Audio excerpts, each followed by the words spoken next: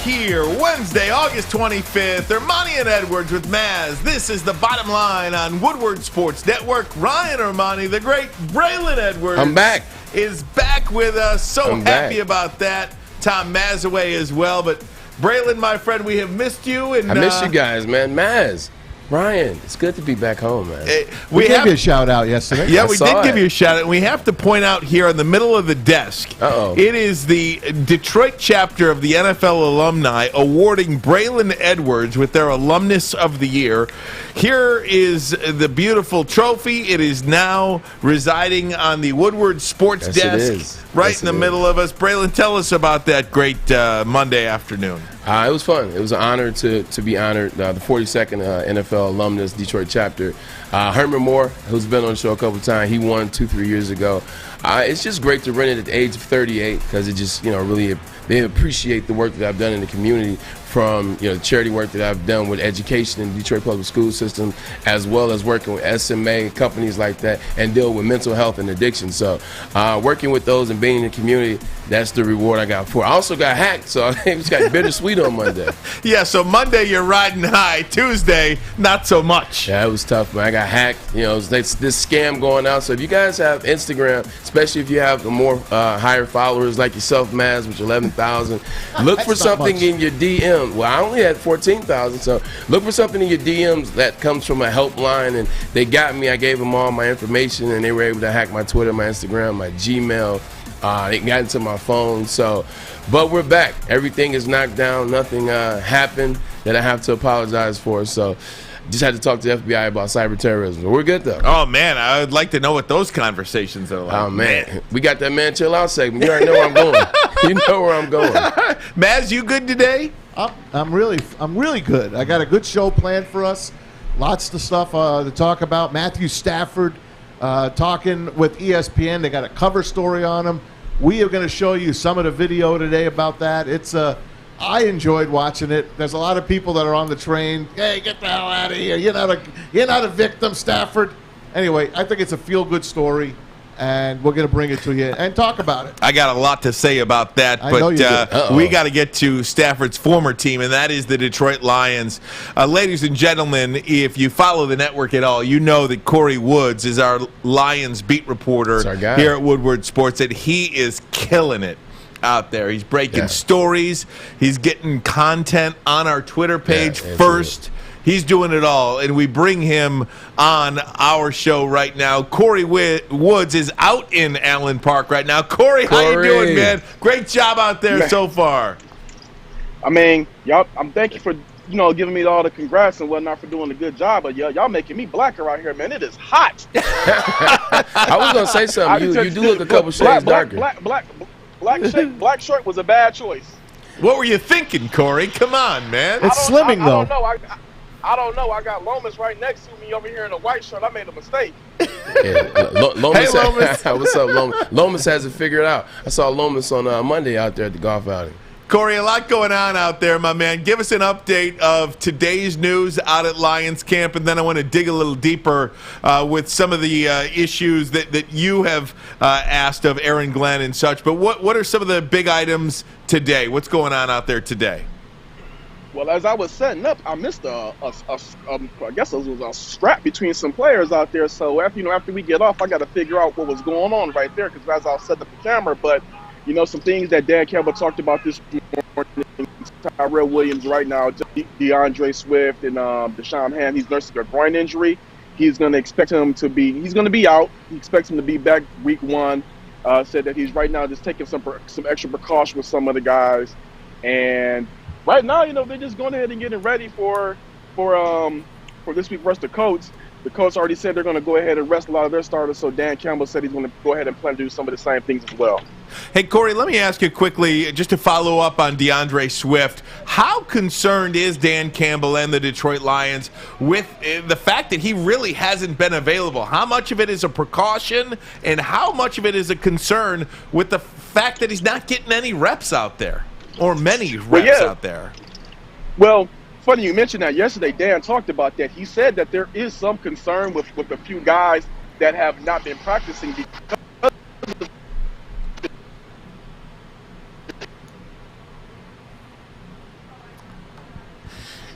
And I think we may have had Corey froze up a little bit there. If we get him back, we will get him back online, Maz. So we're down a number 1 running back, and now you're down a number 1 wide receiver in Terrell Williams with a groin. It's not a good start to the season. It's already one that could go south in a hurry. Yeah, it's definitely not. It's a bad precursor to this season. The one thing about the running back position, though, as you don't have DeAndre Swift in the preseason, is it's one of the easier positions. I don't want to downplay any position, but it's one of the easier positions to kind of, even if you miss some games, to jump right back in, because it's more reactionary. You get your O-line doing the work, sell the pass a little bit. You can find your spots, and it's real reactionary. It's not timing with the running back like a wide receiver. Now, Terrell Owens, that one is tough, because you got to get that chemistry with the quarterback. But running back, not so much. And speaking of jumping back in, we get our guy Corey Woods jumping back in here. Corey, you have a thought you want to finish up on? Swift? On Swift, yeah.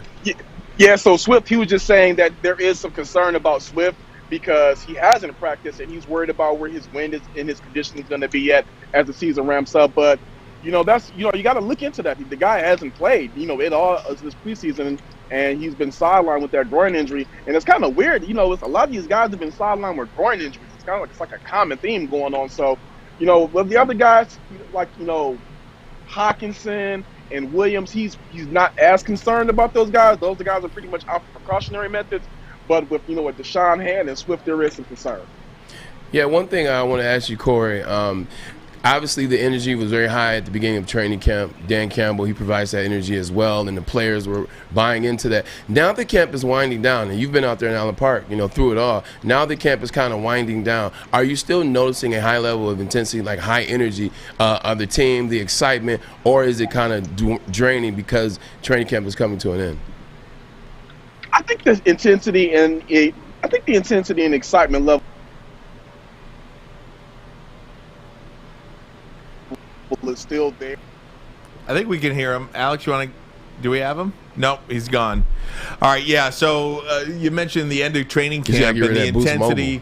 Yeah, the intensity and everything out there. And he mentioned a scuffle out there, Braylon. That happens at the end, towards the end of training camp. People are tired of looking at each other. People are tired of looking at each other, and people are going through a number of things emotionally as well. I would assume this is your last shot at making this club a lifelong dream, everything you work for, and many guys are at the end of that line. Yeah, when you get to the end of training camp, I've been there 9 times. When you get to that end of training camp, you've been, as a wide receiver, I've been going against the same defense. I've been going against the same defensive backs for the last 20 days, 14 days, 21 days, somewhere around there.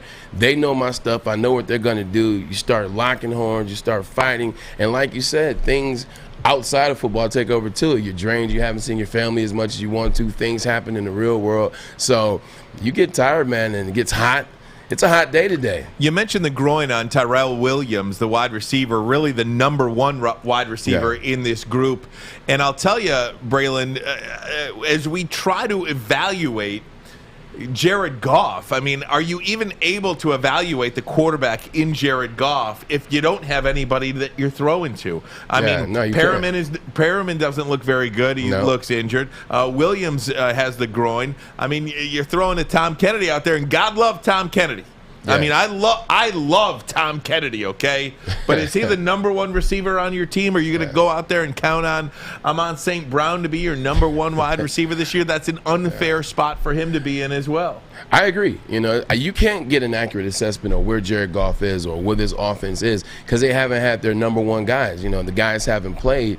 It's tough. It's very tough. What I'm hoping is that because when any individual misses a practice, so let's say a coach gives a player a rest, you have to label it as an injury. You have to say something to the press or what it was an injury. So what I'm hoping is some of these groin injuries and some of these hamstring, these little nags, I'm hoping it's just something that they're putting out there to the media because they have to pronounce, why a player didn't practice. So I'm hoping they're not really injured to the level that we're scared on opening day. But it's still a bad sign in terms of where the chemistry could be at this point. You heard Justin Rogers the other day. We asked him about Jared Goff and how's he looking practice. You asked him, Ryan, and he's like, "Well, I don't see the guy that we wanted to see."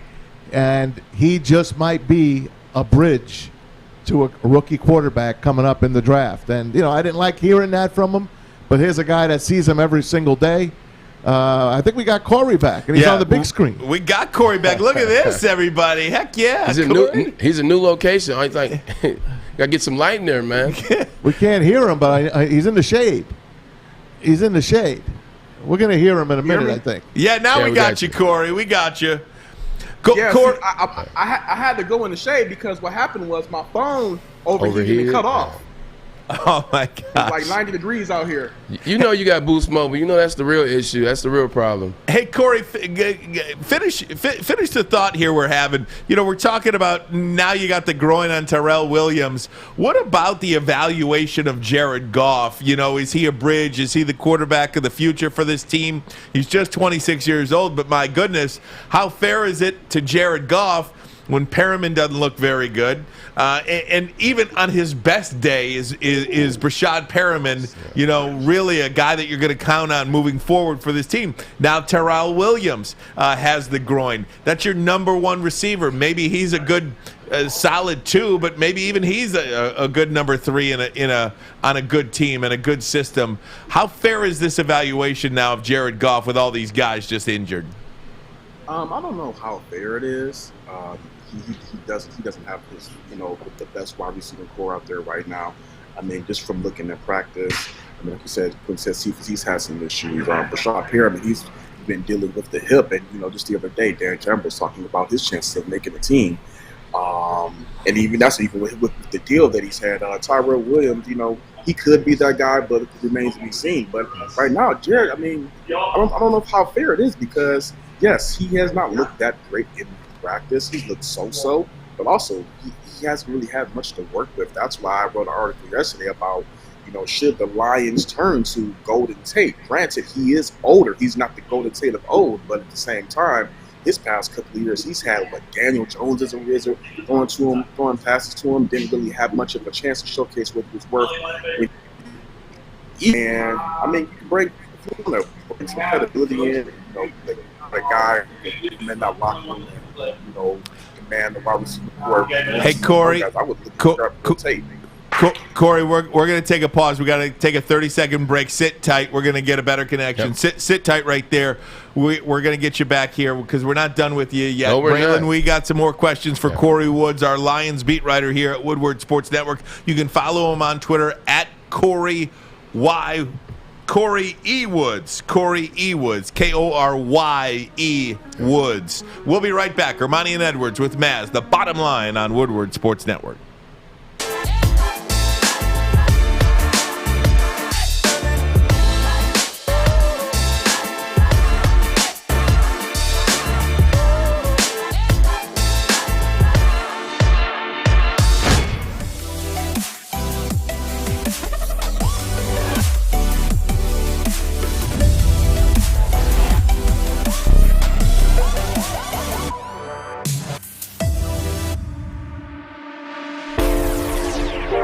Right back with the bottom line, Ermanni and Edwards. I had another question. I want to talk about, and I understand Jared hasn't had his wide receivers, and he hasn't had his tight end Hawkins, he hasn't had his playmakers DeAndre Swift.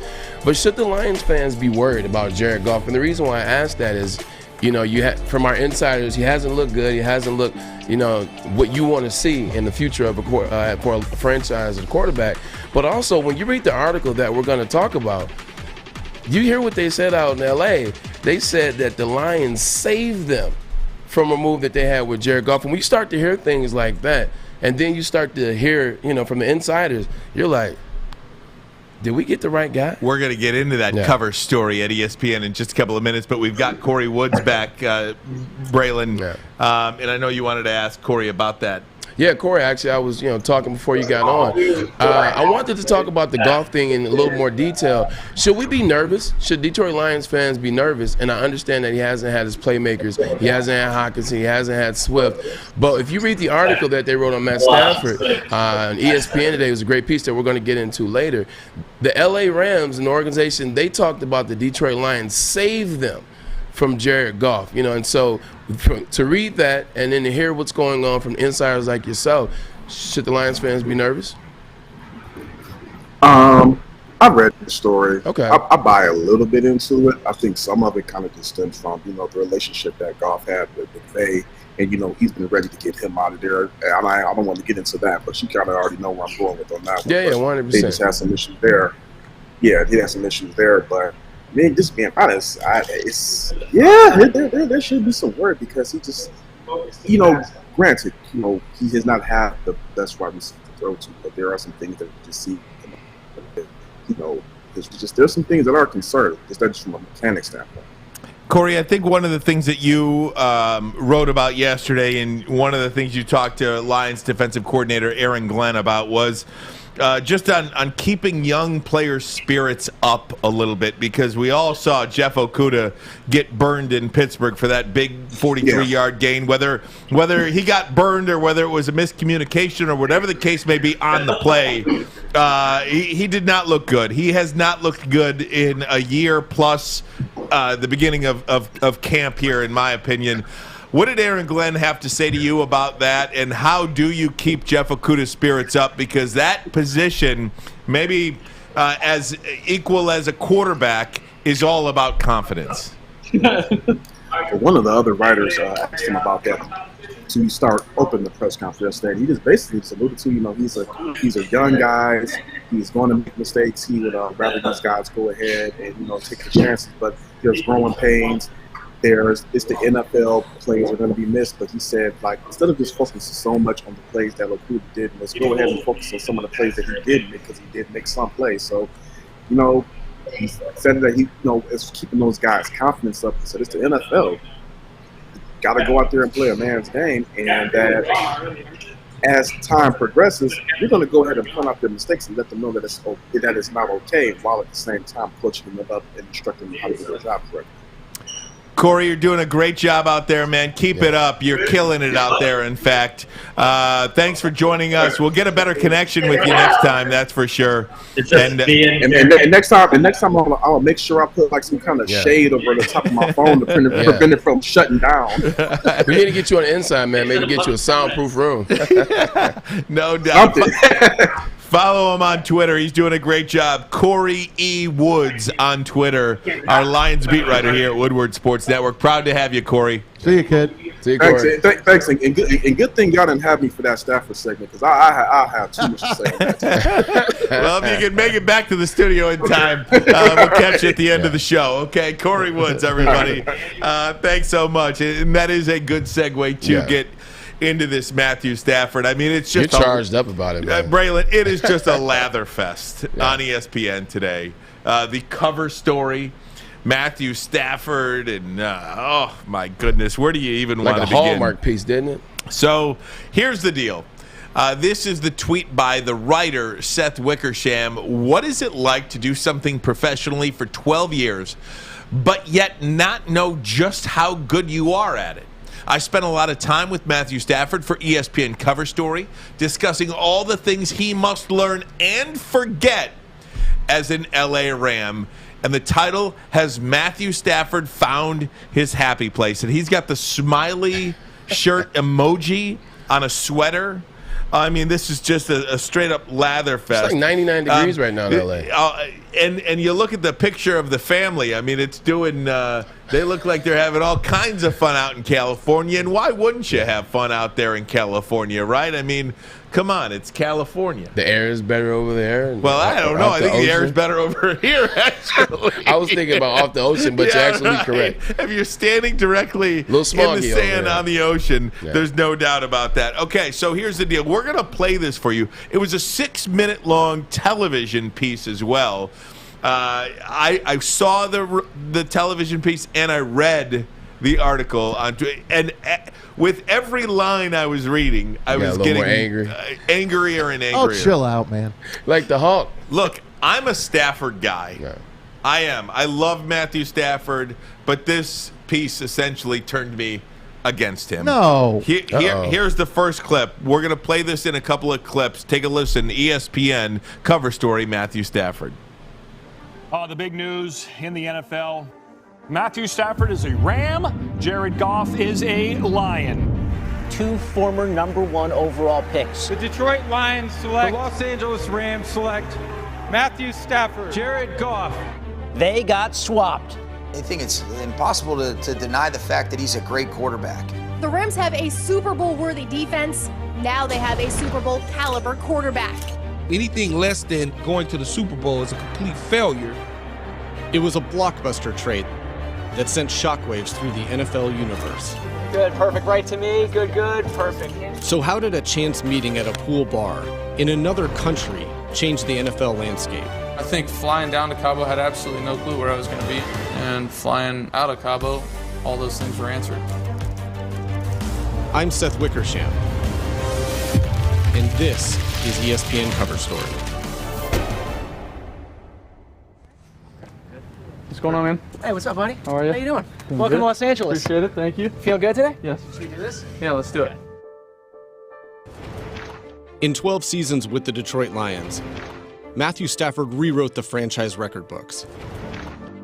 He threw for more than 45,000 yards and 282 touchdowns, and won more games than any quarterback in Lions history. Still, the Lions failed to win a single playoff game in that time. This offseason, Stafford's time in Detroit hit a breaking point. I wanted the best for both of us, and I felt at that point the best thing for both of us was to seek a trade and try to get as much as they could for me. You know, nothing's guaranteed, obviously, but a team that was maybe a little bit closer to immediate success than they were going to be coming in with a new GM and a new head coach and a bunch of new players. It was a really tough thing for me. First part about this, I don't think it's undeniable that Matthew Stafford loves the city of Detroit, and I think Matthew Stafford was as good as he could be here.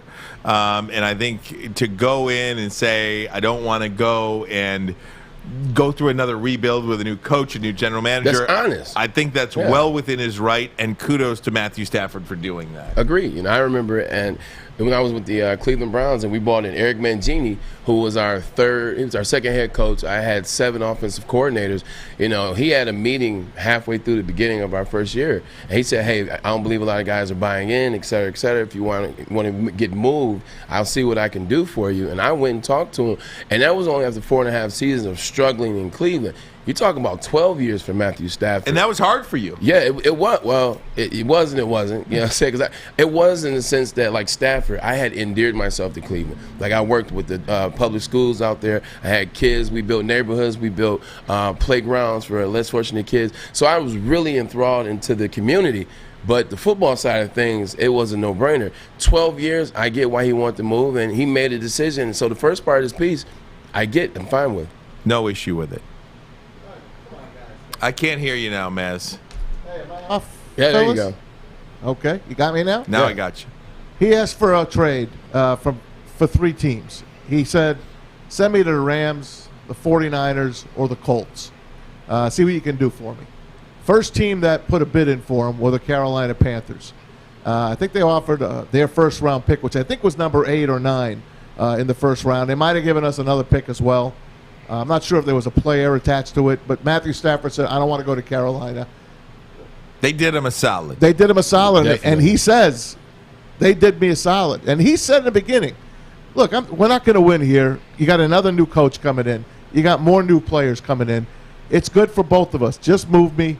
Get what you can for me, as much as you can for me, so you guys can rebound as quickly as possible, and I have a chance to go play in a big game. Here's where it goes south for me. Going to take a 30-second break. When we come back, part 2 and 3, and then I'm going to give you some facts about Matthew Stafford, which really kind of ticked me off about this article. We'll have that for you next. Ermanni and Edwards with bitter. Maz.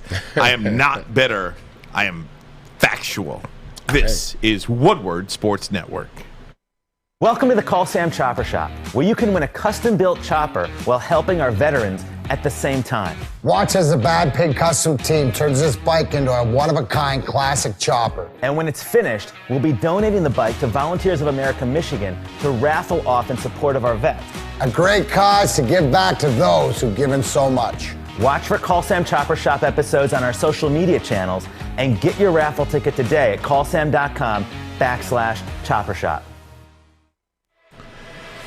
So we are talking about Matthew Stafford's cover story on ESPN.com. I want to play part 2 of that. It was a 6.5-minute piece. We're just kind of breaking it up. It's going well so far. And going step by step. So step by step.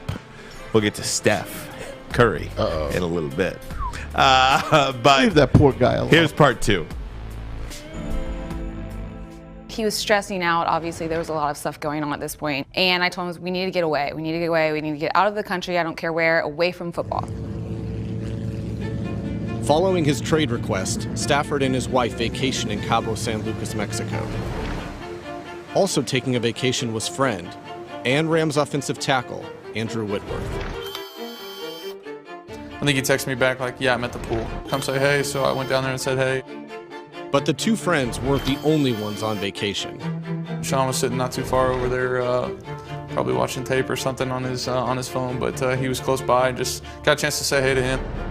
It's typically where we've gone the last couple years. We were able to kind of just organically connect and spend a little bit of time together over a couple adult beverages. So it was fun to be able to, kind of shoot it back and forth with him. I definitely got to, a little taste of his knowledge and, as vast as that is, he's an impressive guy when it comes to the game of football, and his ability to think and understand and recall all that is pretty cool. Just to be able to talk ball, where you're hanging out in a setting that kind of just is a little bit more relaxing. I think you get a better sense. You could really get a feel for who he is as a guy. What did you express to Sean about your hopes for the future? Just my desire to be in a place where I had a chance to win and a place where I had a chance to have some real success as a team.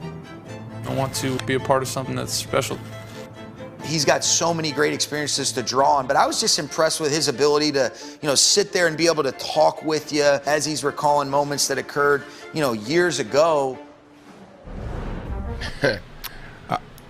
Happen to organically be in the same spot. You don't buy that to begin with. Hell no. You think that was planned like that. All of a sudden, you want to go out of the country.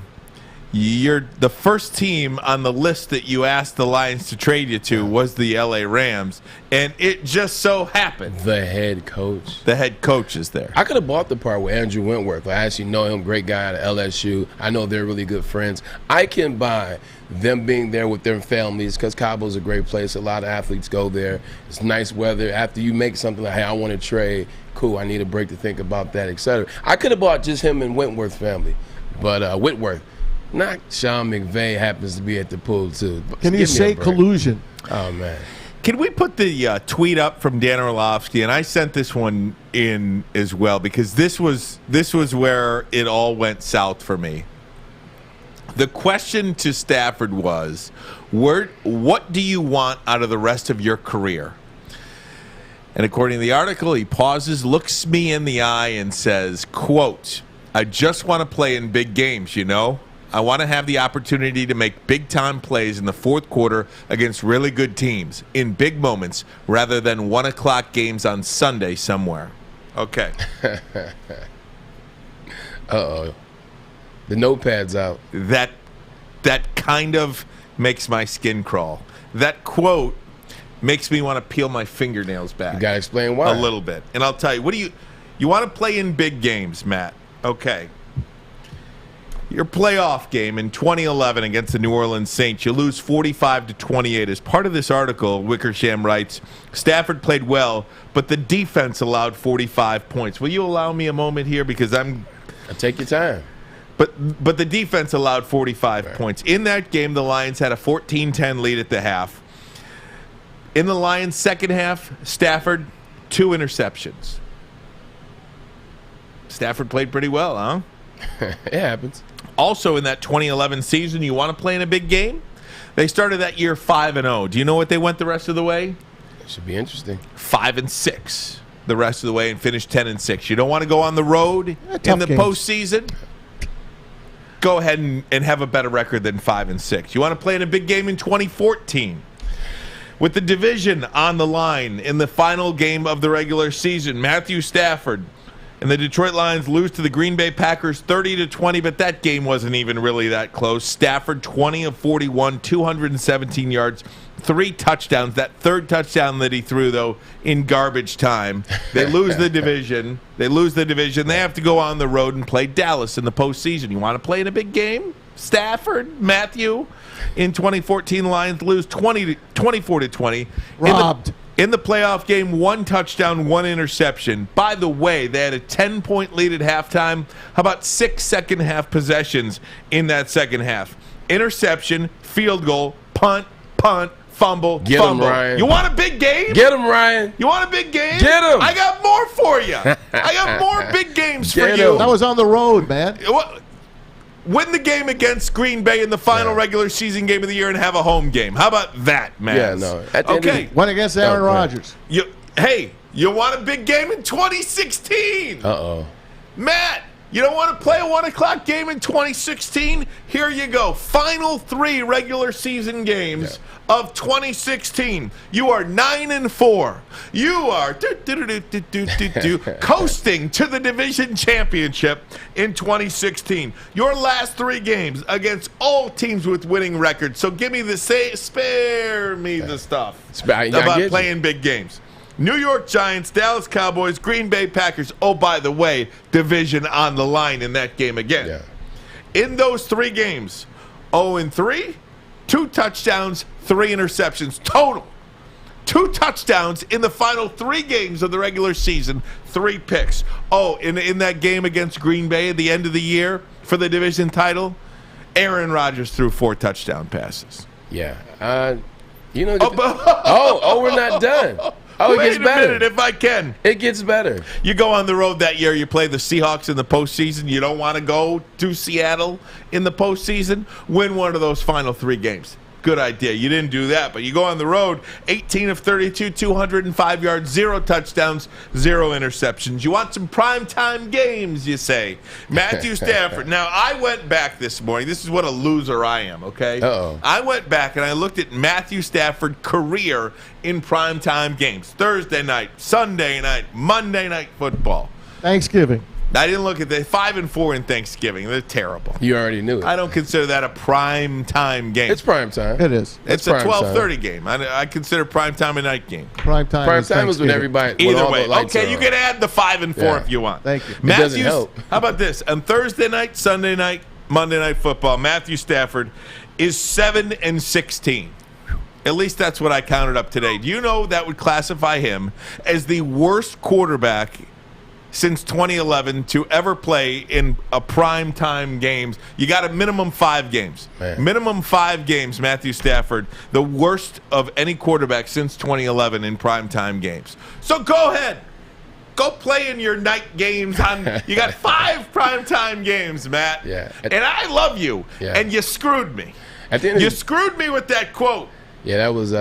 Sorry. No, it was good. That's good stuff, man. Like we say, men lie, women lie, numbers don't. And the numbers you just spoke, they do not lie. Hey, I get it. You want to go somewhere else and, try to start over at the end of it. But this is what I feel about Matt Stafford. I think he's a very good regular season quarterback. Sometimes it doesn't matter about a change of scenery. A quarterback or a player is going to be what they are. I'll give you an example. Drew Bledsoe. Drew Bledsoe was a very good regular season quarterback. Goes into the playoffs with the exception of the year they got to the Super Bowl.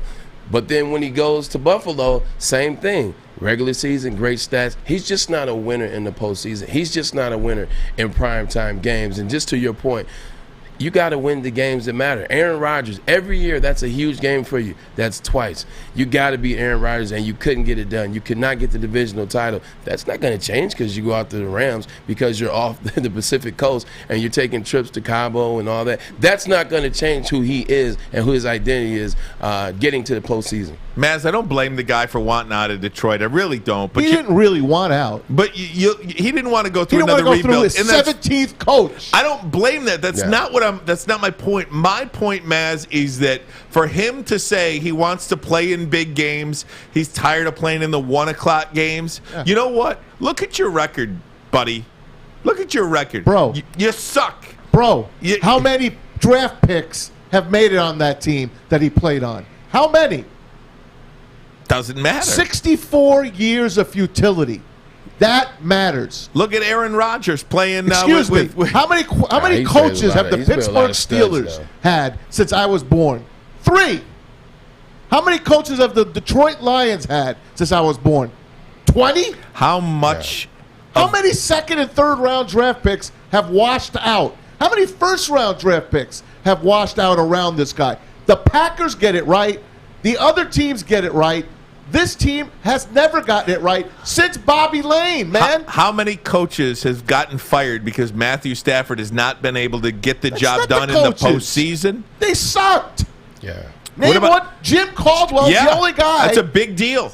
That's a big deal. Do you think Jim Caldwell? He got fired because the idiots were here. What idiots were here? Why he got fired? Bob Quinn. Do you know why Jim Caldwell got fired? Because he wanted to hire his friend. Because Matthew Stafford couldn't win a damn playoff game. Because Matthew Stafford had to go 0-3. He would have won the Dallas game, and we wouldn't be talking about this right now. Lions Dude, talk to Pete Morelli. Dude, I just talked to you about the second half I don't possessions. care. Interception, That happens in a field football goal, game. punt, fumble. You can't win. That happens in a football game, especially when you don't have decent runners behind you. It does. Look what what happened. runners did he I have? agree with Maz on this. Well, look what happened to Aaron Rodgers last year. Aaron Rodgers played abysmal against Tampa Bay. He played awful in that second half, and that was one of the reasons why Tampa was able to beat those guys. So it does happen. But to Ryan's point, actually, let me just take a step back. So he said this. He's put this out there. He said he wants to play in primetime games. He wants to play. It mattered in the fourth quarter. He's gone to the Rams. He's going to clear his head, reset the decks, correct? Well, now that you put this article out there, you said this. This is interesting. What does success look like for Matt Stafford to make this article work in his favor, and what doesn't it look like? I will answer that next. We're going to take a break. Maz is pissed off over here. It's all good. He'll calm down in the next 30 seconds. He'll win a Super Bowl in L.A. Don't be ridiculous. Oh, we'll be right back. Ermanni and Edwards. I'll take that the bet. bottom line I got 5. on Woodward Sports Network. Do you know why realtors love using Hall Financial as a lender? Because of our commitment to speed and service. We have nearly 4,000 five-star reviews already. Call today, 248-308-5000, or go to callhallfirst.com.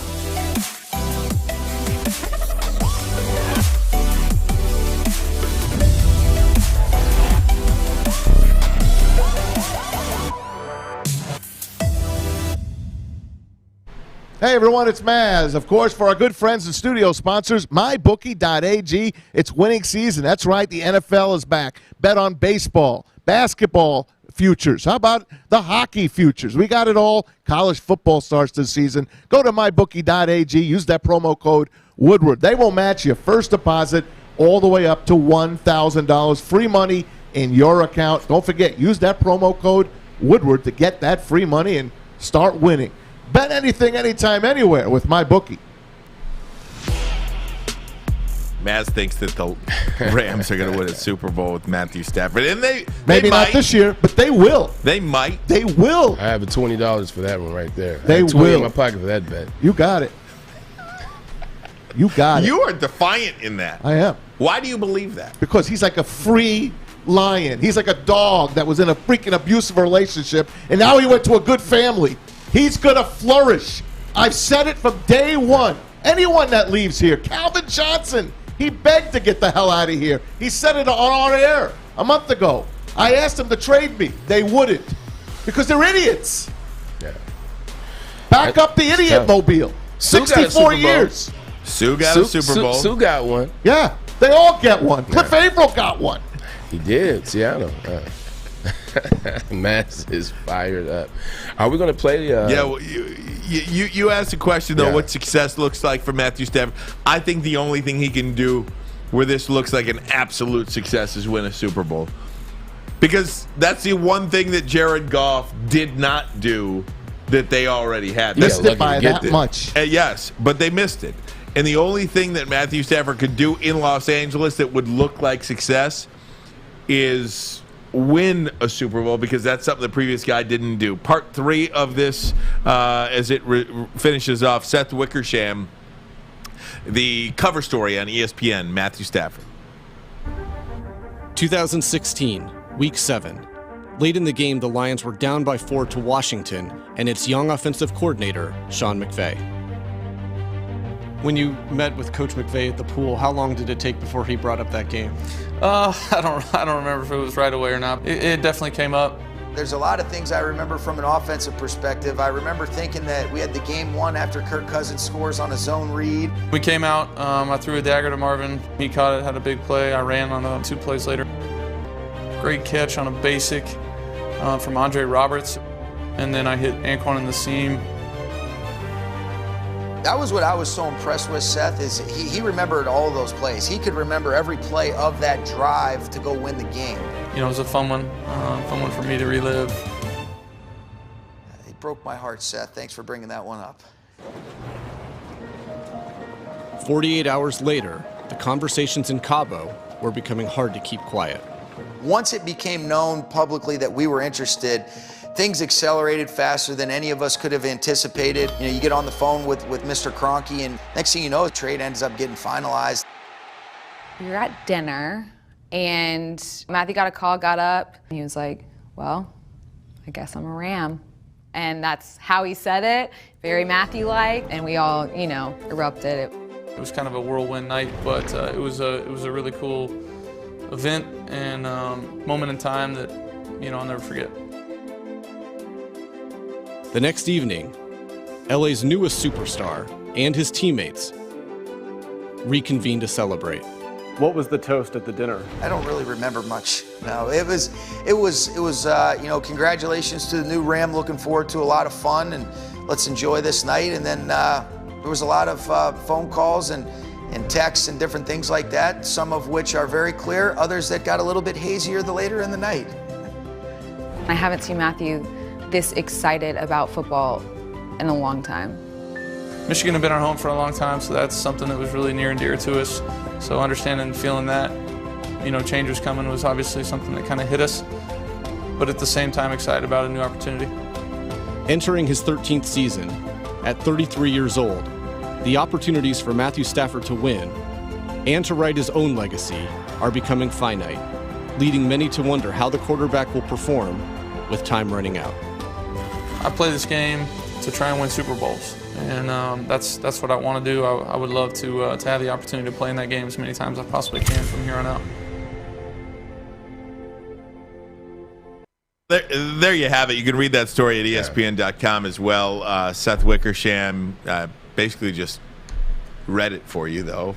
But we wish Matthew Stafford all of the success in the world out there in Los Angeles. Yeah, at the end of the day, I look at it like this. You know, he did 12 years. I want to make it look like a prison sentence, but he played 12 seasons with Detroit. He endeared himself to the community. He's a forward guy. You know, you can't be more Detroit than that. He gave Detroit what he had. He gave everything. He put it on the line. It just didn't happen here. Sometimes you need a change of scenery. Now, what I will say with that being said is, now that you've said this in an article, now that you've put this bullseye on your back, you've told people, oh, I just need to change the scenery. So right. I needed to change the scenery. Right. Now you've put a bullseye on your back. If it doesn't happen this year, and what I mean by that, you got to at least win a playoff game this year, Brian. You got to at least win one playoff game this season for people to be like, oh, you know what? He was right. He did need to clear his head. But if you go out there and you go 8-8, you go 7-9, and I don't care about injuries. You have to find a way. If you do that, everybody's going to say, and you can't blame the defense anymore either. Who are you going to blame now? Right, who are you going to blame now? Listen to me. It's the forward's fault. They got Sony Michel today. Listen to you two. Listen to me for a minute. You listening? I showed love. I didn't say anything bad. I'm just saying, but you're using his words out of context. Not necessarily. They're asking him a question. It's a love fest for Matthew Stafford. Right. I get it. I understand that. He's the doll. He's going to be the favorite for the MVP, comeback player of the year. He's going to get all those accolades that are going to be out there. I want to play in big games in fourth quarters. He's not saying a word. They're asking him these questions. So they're saying to him, did you want to stay in Detroit? Obviously. Who wants to stay in Detroit? I have no issue with that. I didn't have any issue with that. My issue was when he said, what would you like to do? What does the next part of your journey look like? Well, I want to play in some big games. And to what Ryan said, you've been in big games and you haven't delivered. I want some fourth-quarter opportunities. Yeah. You have fourth-quarter opportunities. He's been in 3. That's all I said. 3 out of 12? No, playoff appearances out of 12? Playing Green Bay when the season is on the line. All those are big games. Just because they don't happen on Thursday night, Friday night. So that's more so what I was saying. You're 7-16 in prime time. I'm not even blaming him for all those losses. You know, I'm not. But don't say that you only play in 1 o'clock games. The Matt Patricia era, destroyed him and destroyed the psyche of the players on this team. I understand that. They even said that the Matt Patricia in this article they described the Matt Patricia era as it was bad. It was just I forget the words they used in there, but it was terrible, and everybody walked around in fear, and you can't bring the New England style of coaching to Detroit or anywhere else when you yourself are not Bill Belichick. You have done nothing. Matt Patricia, you have done nothing. Yeah. I'm just saying. I know that 3 years killed him, but don't give me the I've never had a chance to play in a big game in my career. He didn't say that. He did. No, he didn't. You're putting those words in his mouth. They asked him, what do you want to do in the future? I want to play in big games. Let me ask you something, Ryan. What do you want to do in your future? I want to sit next to Braylon and you. Okay, here you are. Same. Here you are. No one's blaming you for wanting to continue your career. Yeah. No. And do you want to suck at your career? No. Okay, does he want to suck? Well. No, they're asking him a question. He's answering it. I want to win. Me? Ask me the question. I want to lose 100 pounds. Okay? Oh, you look good. That's my goal. Yeah. But it's not going to happen. Why not? That's just not going to happen. Why? Why don't you go vegan?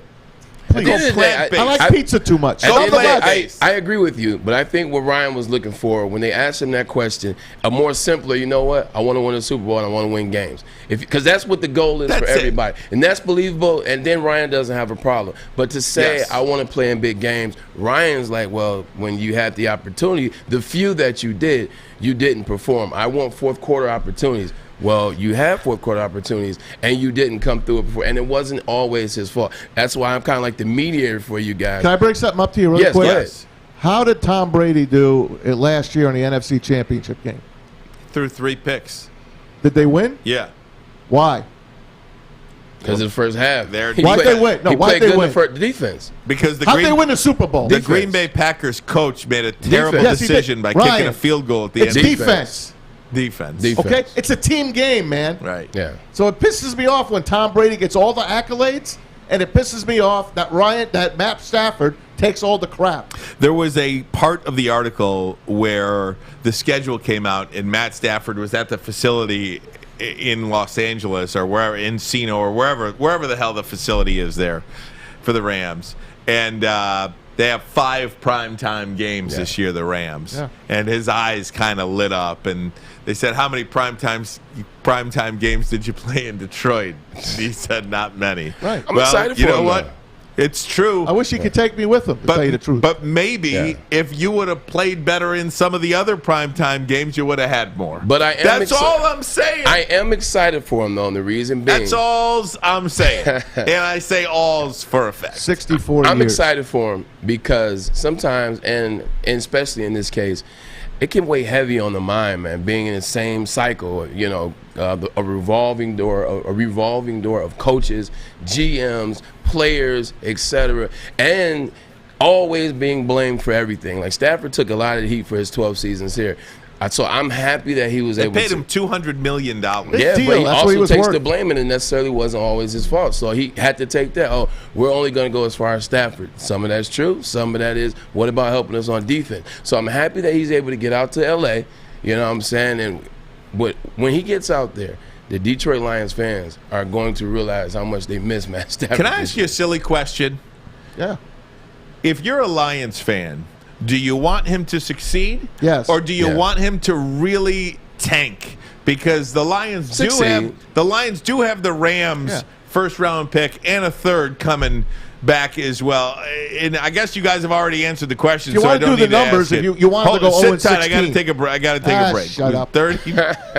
I love you two guys. I miss you, man. Ermanni and Edwards. Braylon is having fun today watching this guy. I'm just watching you two. This is Woodward Sports Network. Tony is a third-generation logger that has a simple, practical approach to life and work. That's why his Coast DX342 knife is perfect for him. The stainless steel blade is rust-resistant and made for all-weather use. And the double roll-lock safety ensures that it will never inadvertently close when he doesn't want it to. That's why Coast is trusted tough. Northwestern Tech. Start a new career in an industry that's always essential, the heating and cooling industry. Learn more today by visiting northwesterntech.edu. I love fish. I think, jumping back into it, I know I took your spot. I'm jumping right back into it. Please. I think Lions fans want him to succeed, and the reason being, he didn't do anything to rub this organization or this city the wrong way. He left on good terms. He did everything the right way when he was here. I don't think anybody wants to see him fail. I do. And it's not that I want to see him fail, but I want to see the Rams lose a lot of games this year. And it is as simple as this. I'm tired of rooting for Justin Verlander in Houston. I'm tired of rooting for Matthew Stafford somewhere else. You got Matt. I'm tired of seeing Ndamukong Suh win a Super Bowl. I'm tired of seeing Max Scherzer win a World Series. I'm tired of seeing Verlander win the World Series. I'm tired of these guys leaving Detroit and having some success. Is there something to that? Sure, they're really good players.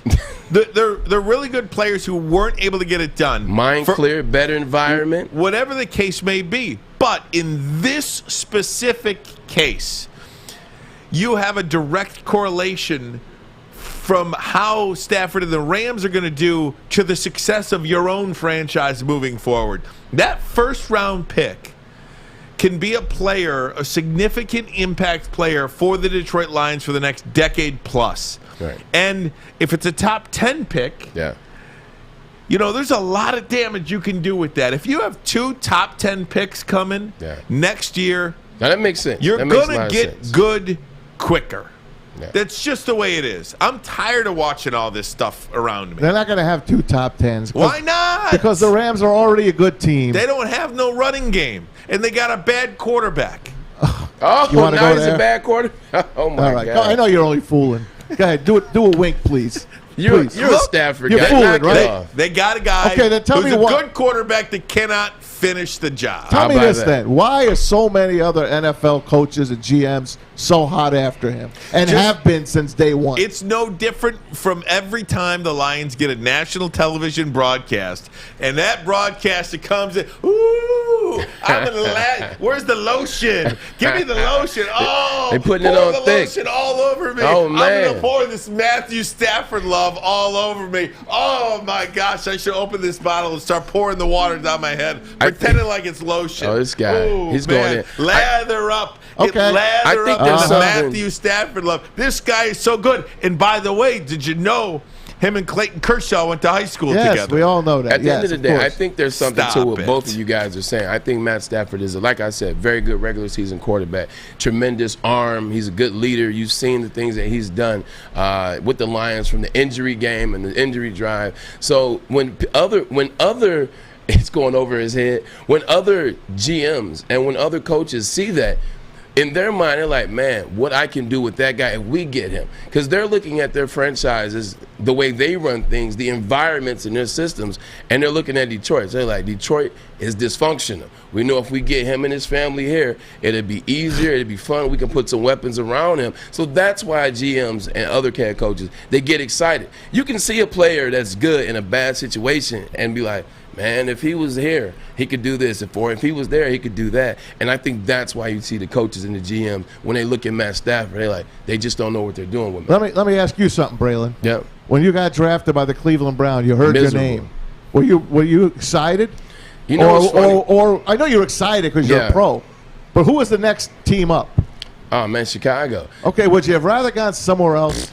Here's the funniest part about that. Would you have rather gone somewhere else? Let's answer that before you get into it. Oh, hell yeah. Okay. People ask me, freaking rookie. Here's his name called by Detroit. It's not as bad as Cleveland, though. They want to throw up. Of course, it's as bad as Cleveland. Not as bad as Cleveland. It is. Let me tell you my draft. It's purgatory. So I got drafted by the Cleveland Browns, went 3rd overall. When I heard my name, it registered that I was going to Cleveland. It just registered that I was off the board. I get to walk the stage. It happened fast. I'm not sitting waiting for a long time like Aaron Rodgers.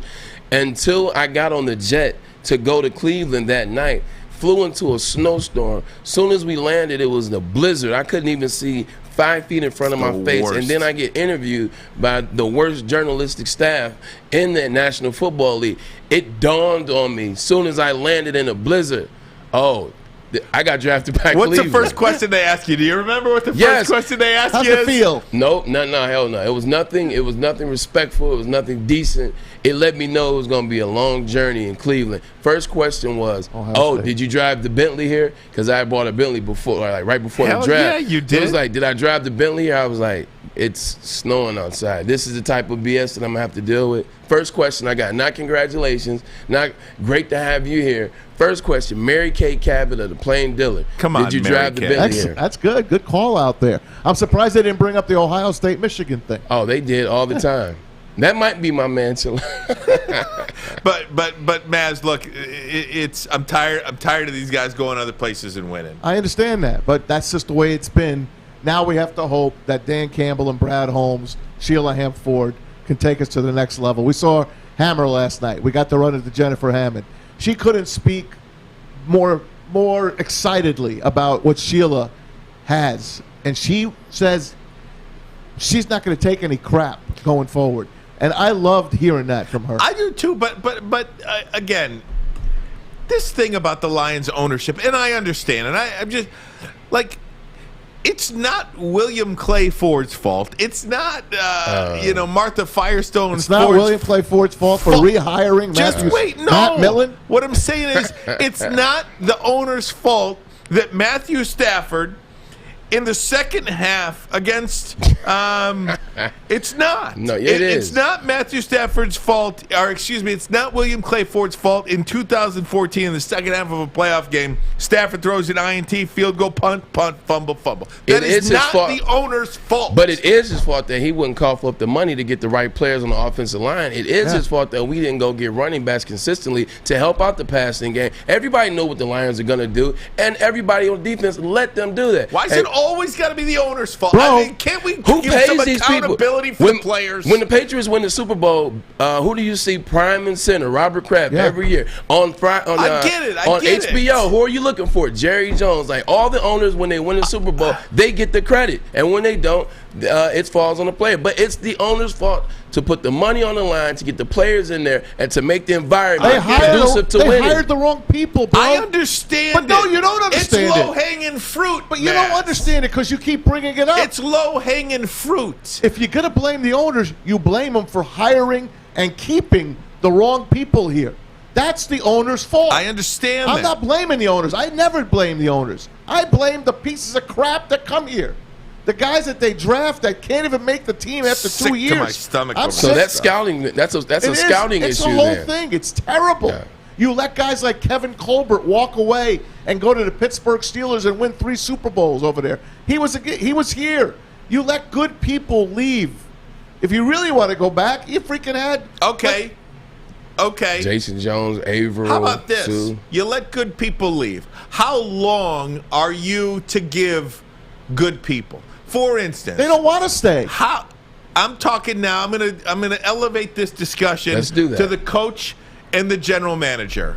We love this, okay? We love Dan Campbell. We love the kneecaps. We love Brad Holmes in the draft room. Right now. They take Penei Sewell. He's on the board. We see him hugging everybody. Oh, we're hugging. We're hugging. Hey, we're hugging. I don't like that pick. We're hugging. I don't like it. We're hugging. I don't like that pick. Man. Oh, we love it. We're hugging. We're getting Right. out of our chairs. Right.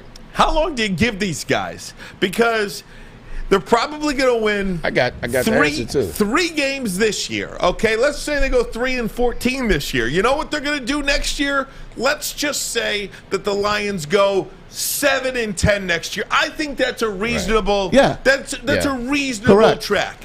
3-14, you improve to 7-10, and then in year 3 you make that run. Okay, here's the deal. At 10-24. Yeah. After 2 years in the National Football League, when teams are getting good quickly, do you get a year 3? Hang on. Don't answer I was that ready yet. too. I Quick had break, it. I'm 30 ready. seconds. We'll be right back. Ermanni and Edwards, thanks for tuning in, watching us on YouTube. Everybody, we love you. We Thank you charged so up much. today. Men We love are you. charged up. Women love you. Children Men love you. Children love you. Everybody loves you. Thanks so much. love We're the having a good energy. time. Ermanni We're and gonna eat Edwards with lightning. Nez. We're gonna Oh, crap stop thunder. it already. Woodward Sports Network. I'm looking to bring on another HVAC tech right now. We are recruiting 5 to 10 techs a month. We're looking to grow and expand. Every new tech we hire is from Northwestern Tech. The hands-on training is fantastic. They're always my first call. We love hiring Northwestern Tech grads. They come out trained and ready to work. Our program is only 10 and a half months, and our next classes are starting soon. So why wait? I'm looking to hire a graduate of Northwestern Tech. Northwestern Tech. Northwestern Tech. Northwestern Tech. I say kill each other. I say kill each other. Go for it. You asked that question before we went off air.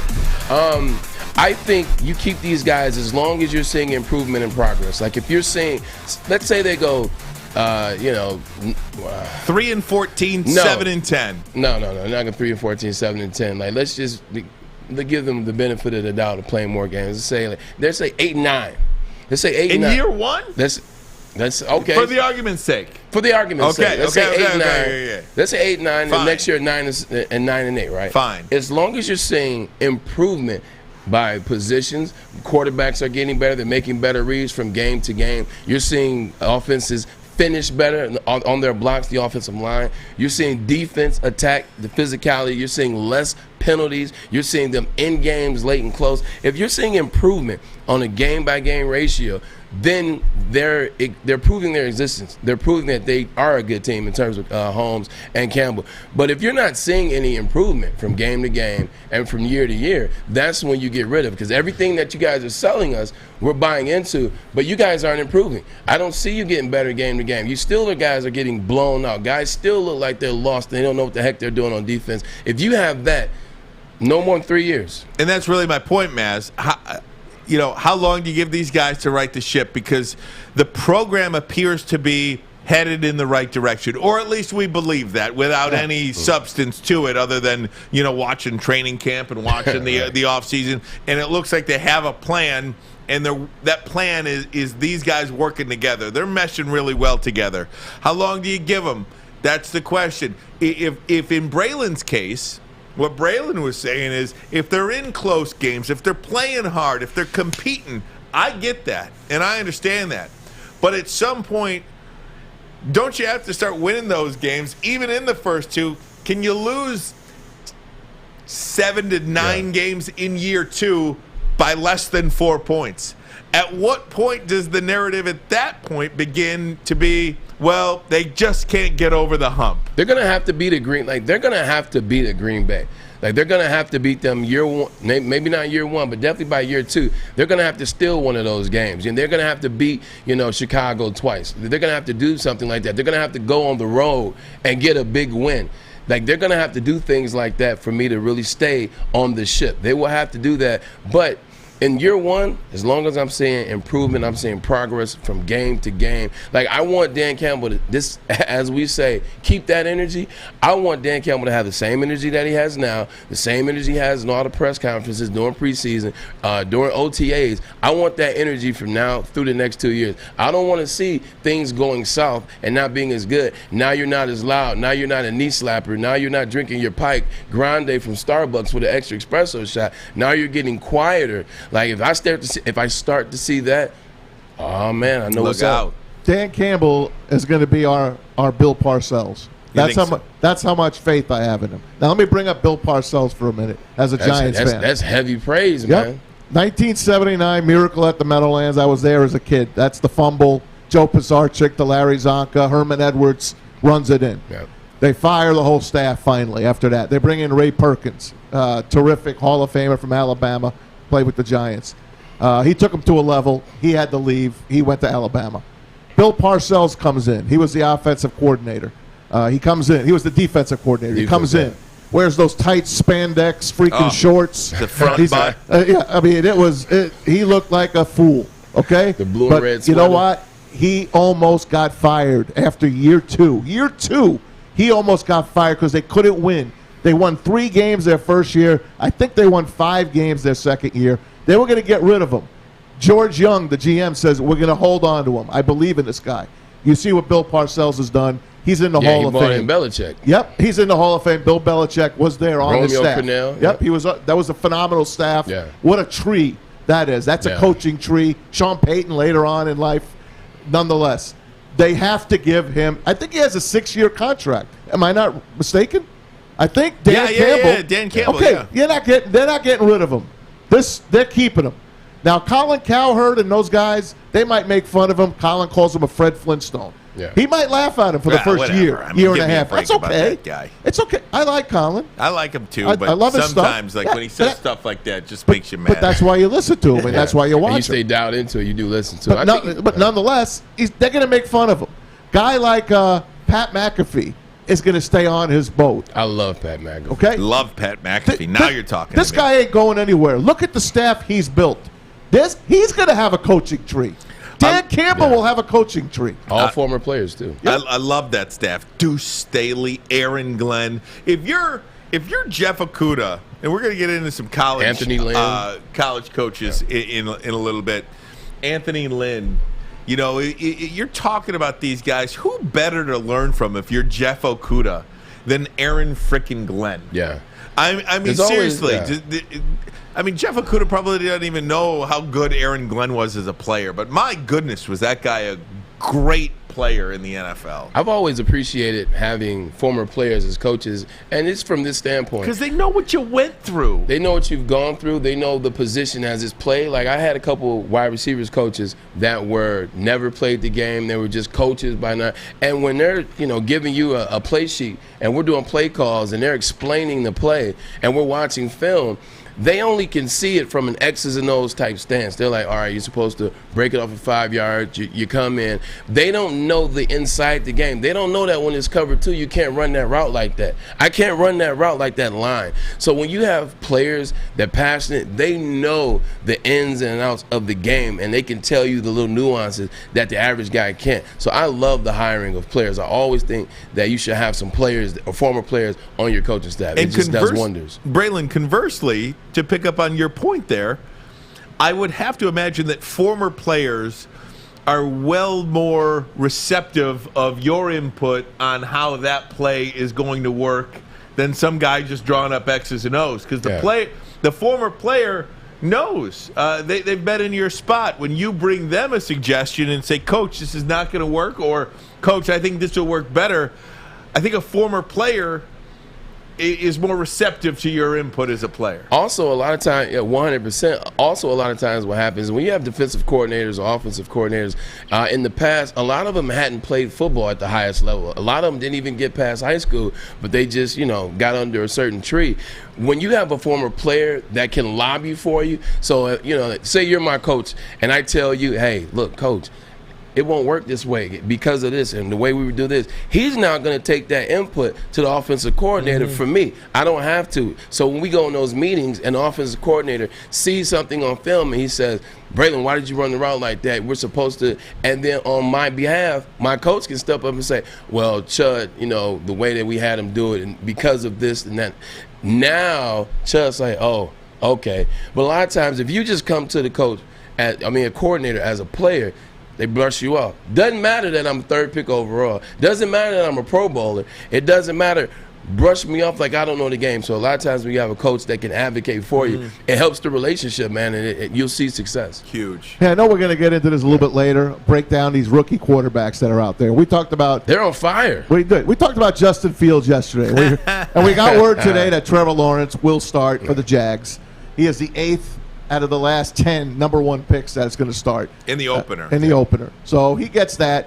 Now, yesterday you talked about Matt Nagy not giving the keys to Justin Fields. Uh-oh. Now, I brought up the fact that I really love what I've been seeing out of Justin Fields. And I know he's playing preseason ball, but I'm just looking at him as a quarterback for a guy that's watched the NFL for 50 years, that I know what I like and I know what I see. I know I'm not a coach or a player, but I know what I watch. I would much rather have had the Lions pick Justin Fields with that number 1 pick than Penei Sewell. And I'm not discounting Penei Sewell. I think he's going to have a really good career. I'm not sure if he's going to be great, but I think he's going to have a good career. But I want to ask you, would you have rather had Penei Sewell now or Justin Fields now? Justin Fields, it's not even close. I actually thought, all the work that I've done, I thought Justin Fields was better than Trevor Lawrence, to be honest. I had him high. I had him you as are the number not 1 wrong, pick. my friend. Yeah, I had him. It's similar to what happens at some schools that won't be named because it's positivity in here. Is when you got a freshman quarterback in, man, and you know this is your guy. He's a 5-star. He's a 5-star. He's a stud. Put the keys to the program in his hands. Let him fail as a freshman. Bail him out with good players and the defense around him so that he has experience. He figures it out. Justin Fields has a great – let me take that back. The Chicago Bears have a really good defense. They got some really good skilled players. Give him the keys now so he can fail now. He can make mistakes now and jump in. Like, you know what Andy Dalton is capable of. If he can't have the success in the first couple games and you're not seeing what you need out of him and he's going through that fresh – exactly. Like, if he's not, I'm talking about Justin Fields now. If he's not giving you what you need out of a starting quarterback, if you see that he needs more time, then bring Andy Dalton in. You drafted Justin Fields, who should have been the #1 pick, for a reason. Use him, play him. And Braylon, that's exactly what I was saying yesterday. You have to start Justin Fields now. In fact, I do think he is the best quarterback. I'll reserve that. I think Trey Lance is going to end up being the best quarterback Trevor in this Lawrence class. will be the best.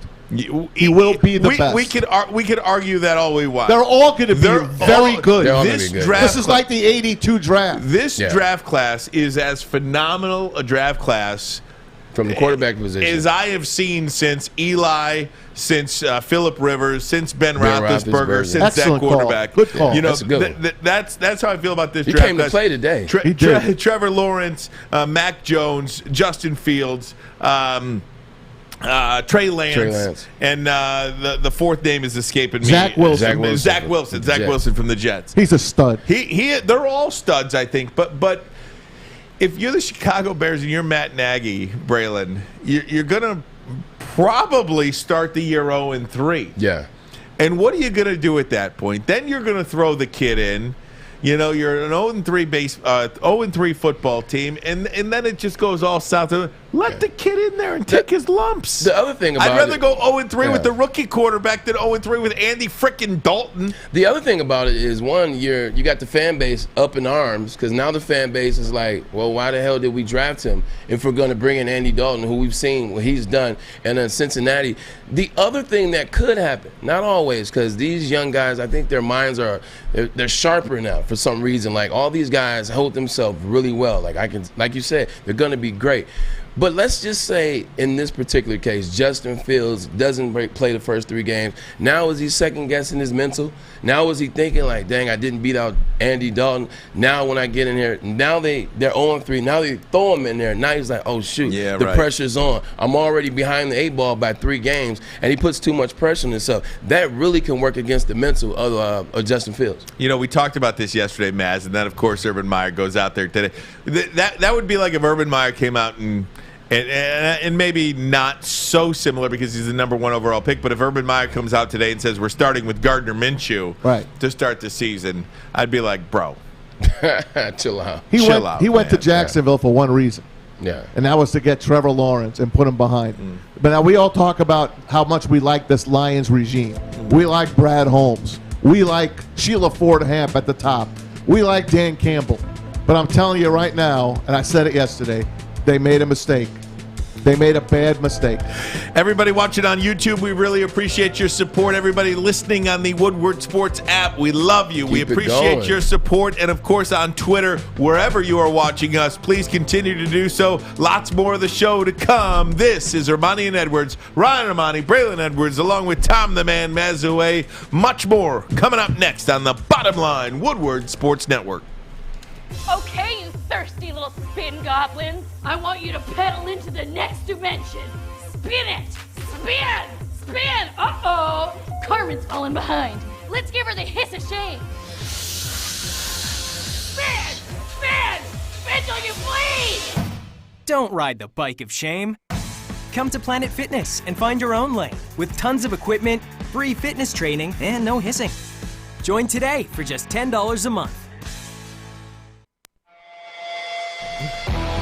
Guys, it's Maz for Legacy Partners Insurance. You know the deal. They're an independent agents. They're going to shop for the best deal for you. They've been around for over 100 years, so they know what they're doing. They shop between 7 and 10 carriers for personal, 50 carriers for commercial accounts.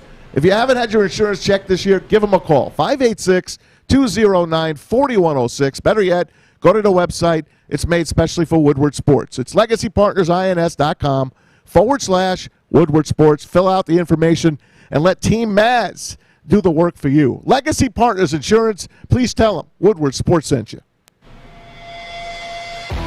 Can we talk about how good Maz is at those reads? Oh, man. Oh, my God. He nails them every time. Not every time. I was going to say, you need a bottle of water to lather up Maz all in these reads. It's like flash dance. Oh, man. So great. We are on Emoni Bates watch, too. You know, the number one player in the country that committed to Tom Izzo and Michigan State, pulled back from that commitment, is expected to choose Memphis, where they have Penny Hardaway and you talking about Rasheed Wallace now as an assistant coach. How about that staff? We'll get into that and Larry Brown. A lot of smoke in the players' lounge, the coaches' lounge. Wherever we find, whenever we find out officially when Emoni Bates is where he's going to school, we'll let you know about that. Guys, this is one of our favorite segments of the show. It is appropriately titled "Man Chill Out," and it's basically in regards to something that we hear, something that we see, something that we know, where we just want the people to take, just a slight chill pill and chill out a little bit. I can't wait.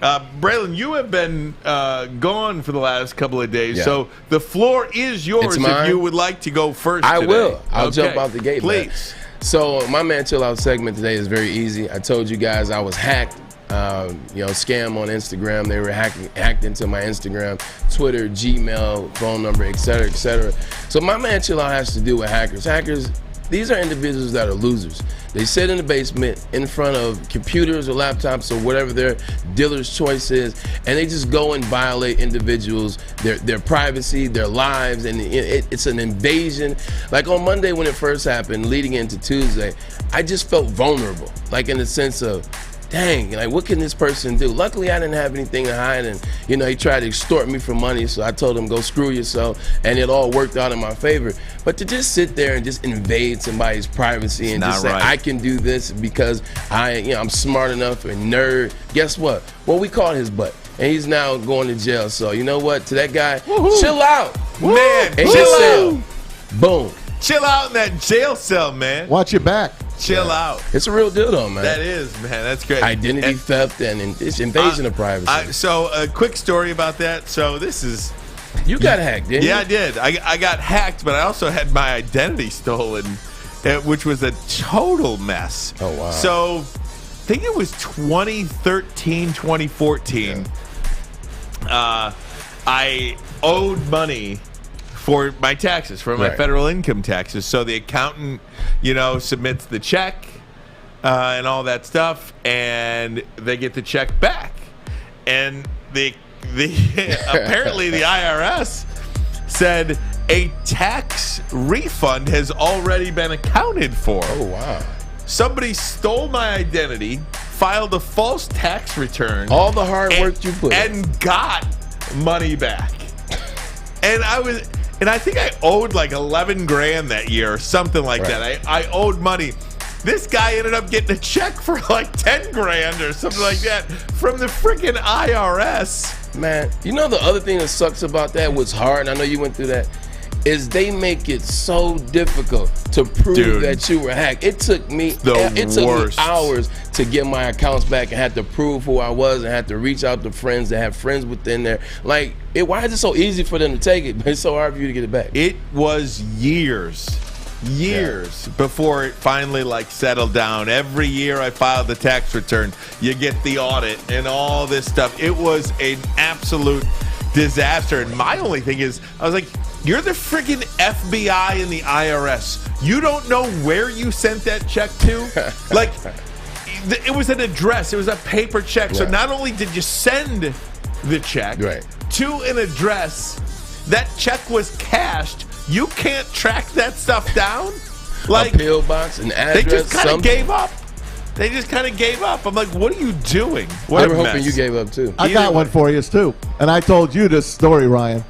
A few years ago, I was hacked as well, but it was they stole my identity, but it wasn't cashing checks or anything. They just made a mock-up account of me, and all of a sudden, I was put on almost every dating site you can imagine. And I mean every dating site. I got pictures. I got all kinds of calls. I want to meet you. And to top it off, I'm working at Zott Ford at the time out in Holly. Okay. It was a Saturday. I happened to be off. I got a call from the guys. They were just laughing at the dealership. Maz, there's a biker chick here looking for you. Oh I had a biker babe pull up and look for me to meet me. I don't. She was not biker babe. So she was, like Pornhub.com and all of these things. Like, were you on there? Pictures. I was on everything. Is Maz being honest? Maybe was that really you? You trying to cover it up? No. It was did not you have me. an OnlyFans account? No, I did not. Hey, by the way, OnlyFans is back online, and they're taking whatever, X-rated, R-rated, FarmersOnly.com, whatever. So that's my little story. Now, what did Kathy say about it? I had to explain it to her because I had to take all these phone calls from these women and men. So your phone number was on there. Everything. Oh, he put it all out. This guy. He put it all out there. For what? For what? And for what? Because he didn't like me. This is someone you knew. Yeah, it was someone that listened to me on another show, on the Drew and Mike show. Oh, it was a crazy fan from the Drew and Mike show that hated me. Why did he hate you? He hated me because I wasn't Mike, and he just didn't think I fit on the show, and I was like just a carpetbagger to him, that I didn't belong there. He hated me. He'd call me and threaten me and laugh at me. This is hilarious. He had my work number, my cell. He had it all. So it wasn't a fun time. Should we expose him? No. I passed that deal, man. Yeah, I'm done with that. The guy reached out to me on my WhatsApp. Man, chill out. And talked to me on the WhatsApp, and I asked him point blank. I said, "Why are you messing with me? Like, what do you really hope to get out of this? Like, what did I do to you?" He said, "Dude, I don't know you. I just want money." I was like, "Whatever." That's crazy. What a sick scam. You got something, Alex? I have a Emoni Bates update if you guys give it to us. Let us have it. According to Twitter, it appears he has moved his announcement to Friday, but a student has found an Emoni Bates email address logged into, well, not logged in, but it has been accounted for on Memphis's database. There you so go. Emoni Bates has a Memphis EDU email address. Wow. Be careful you don't get hacked. Be careful is right. Be careful. Hey, Fish told me that just a second ago. I didn't get it on. Good job, Alex. Here's your man chill out there, Maz. My man chill out. I'll make it quick and simple. You don't have to make it quick. Last night we got an email from the Bishop Foley principal. My daughter Maddie is going to be a freshman at Bishop Foley, which is here in Oakland County. Yeah. And it said the Oakland County has come down with an edict that all students kindergarten through 12th grade must now wear masks to school. And it's unlimited. It doesn't look like it says until we get this COVID under control, whatever that means. They want zero COVID. They want zero COVID. So my daughter today had to put a mask on again. And one of the reasons why you go to the private school, so you can make your own decisions. Yeah. So they can make their own decisions. Now, look. County takes it out of the hand. The Archdiocese also wants you to wear masks as well. And Maddie had to wear them last year when she was at St. Joan of Arc in St. Clair Shores. But listen, man, they're kids. And I'm not like the crazy ladies over at the Birmingham Board of Ed last week. I'm not that. I'm a down-the-middle guy. I'm not a Republican. I'm not a Democrat. I'm right down the middle. I just want what's best for everybody. Just peace and love, man. Masks, if you want to wear them, go ahead. If you have the vaccine and you still want to wear them, go ahead. If you want to drive in your car with the windows up and wear a mask, go ahead. I always laugh. I don't care. I just look at you and I'm like, hey, I'm just listening to my music. I'm having a good time. The windows are open most of the time. Hey, wear a mask. Uh-oh. But don't tell me that I have to wear a mask again. And worse yet, don't tell a 14-year-old girl who's putting makeup on and making herself pretty. She wants to, be out there with her girlfriends. They're growing up. What are you doing? They're not the Lone Ranger. They're not Tonto. They don't need a mask. Lone They're kids. Ranger reference. They're kids. How do you date with a mask on? They're going to be fine. They're going to be fine. And guess what? Wear a freaking mask if you want. My kid, I don't want her to wear a mask. So if your kid wants to wear a mask, then how is my kid going to get her sick? She's not making out with anybody. She's not spitting on anybody like me right now. Spitting at the freaking camera. Leave us alone. Okay? I'm not anti-vax. I'm not vax. I don't give a shit. Get him. I don't want to wear a mask. And I don't want my kids to wear it. Did you get that, Bishop Foley? Oakland County? Wait, it's going to happen in the other counties. Wait, who are we fooling? Wait, you didn't finish. You guys. Man! Women! Idiots! Chill out! Oh, that should have been the last. I don't know, man. I don't know how we're going to top that. Oh. Luckily, we got the AC on it. I wish you would have went last now, man. So I don't know how you gonna top that? Follow that, but I'm gonna try. So Del Curry and Sonia Curry are getting a divorce. Okay, so that came out today, thanks to TMZ. Has TMZ ever been wrong about any story that they've broken? Yes, By the way, yes, they have. I've been on there a couple times. But were they wrong? What did they say about you? They might have been right. Okay. They might have been so right. there you go. Might have been right. So there you go. So it came out today that Sonia Curry was having an affair with a former New England Patriots tight end, okay? And you go to Twitter, and you know who was trending on Twitter all morning long? Ben Coates? Aaron Hernandez. Aaron Hernandez was trending all morning long on Twitter when this came out because the story just identified Sonia Curry having an affair with a former New England Patriots tight end. Didn't say who. Apparently, it was with former 6th-round pick 1988 draft Steven Johnson. Oh, wow. Steven Johnson. I thought it'd be young guys. Right. Just the fact that Aaron Curry was trending on Twitter, that Aaron Hernandez was trending on Twitter today. You Twitter people, God love you. It is sometimes you can take something and just run wild with it.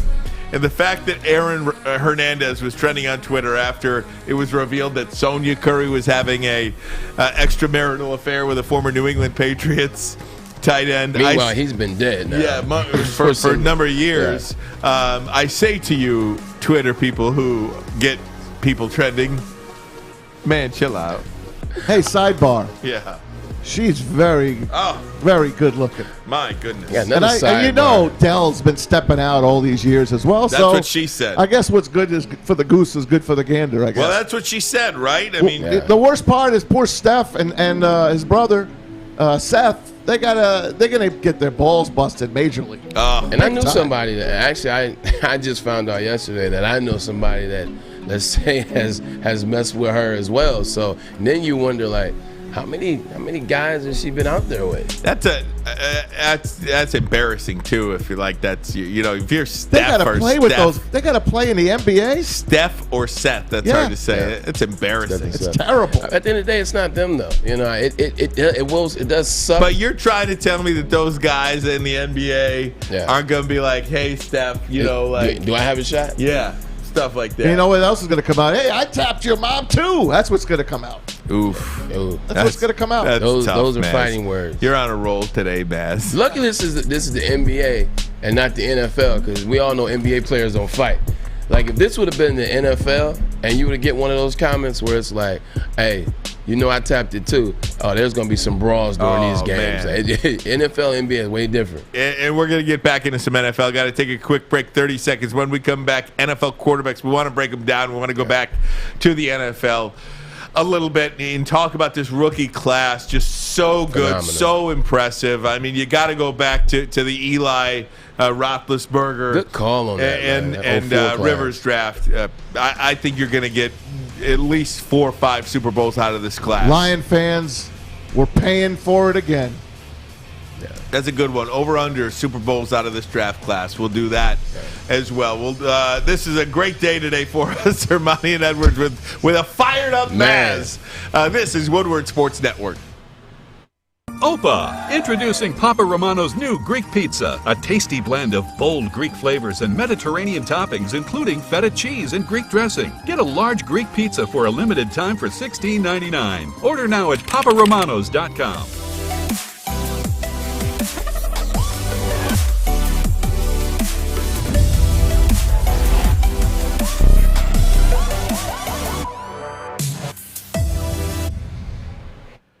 Hey, it's Maz for Levels in Centerline. They are now open. Come experience the next level in cannabis on Sherwood between 9 and 10 Mile. Download the app today. Start collecting those points so you can level up. Search Enjoy Levels in Apple or Google Play stores. Make sure you stop by Levels today, and make sure you mention Woodward Sports sent you.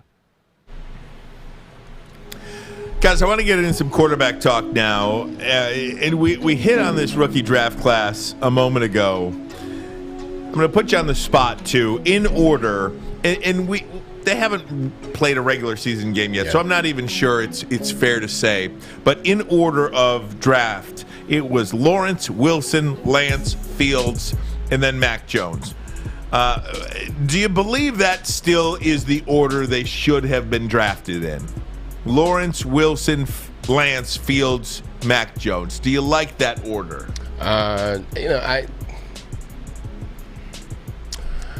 I think it should be. That's a good one because they all have been playing lights out.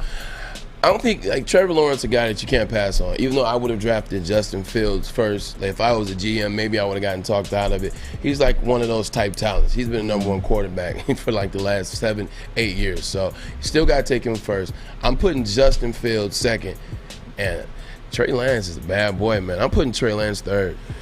Yeah, there's something about Trey Lance that I really like too. Wilson, I think Mac Jones is definitely the 5th best quarterback in this class. Yeah. But he has the best coach. He has the best coach. How long will he have that coach? Organization. Trey Lance may be in the best situation. Yep, he has a terrific offensive-minded in San Francisco.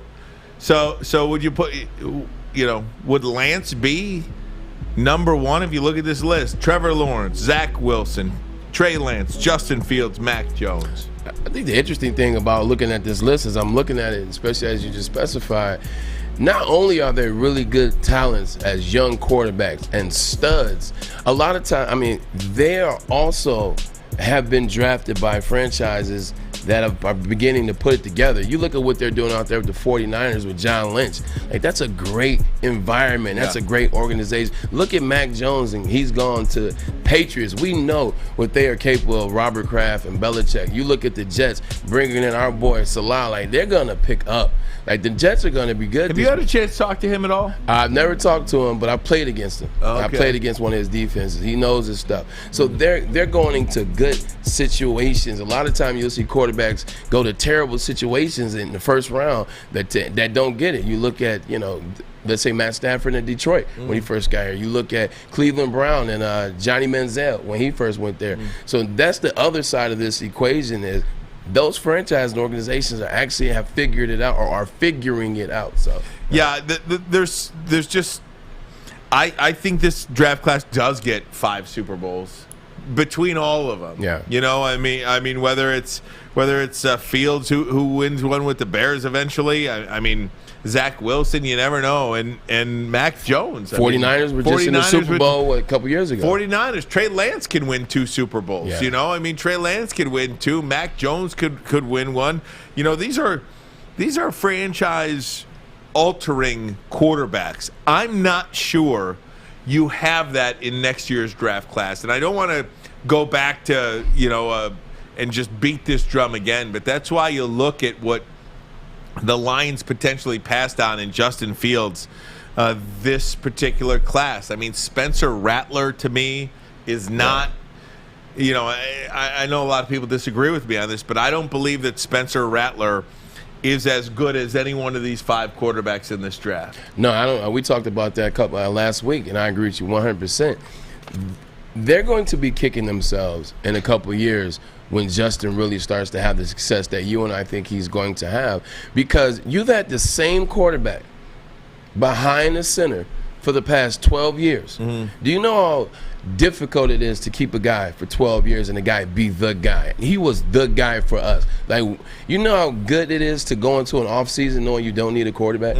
You know how good it is going into a training camp when you have the same guy calling plays that they have confidence in? You had a chance to get that guy in Justin Fields. I don't believe Jared Goff's going to be the end-all, be-all for the Detroit Lions. You had that opportunity to pick up Justin Fields, and you didn't.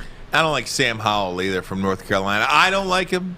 You know, projected to go number 1 in this one draft I'm looking at. Listen, Rye, there's not going to be another class like this one for a long time. Look at what you just. I talked about the 82-83 class with Dan Marino, and all of those guys, and you just talked about the Eli class with Ben Roethlisberger and Phil Rivers. I mean, look how long it takes. You don't get this kind of crop of quarterbacks like this.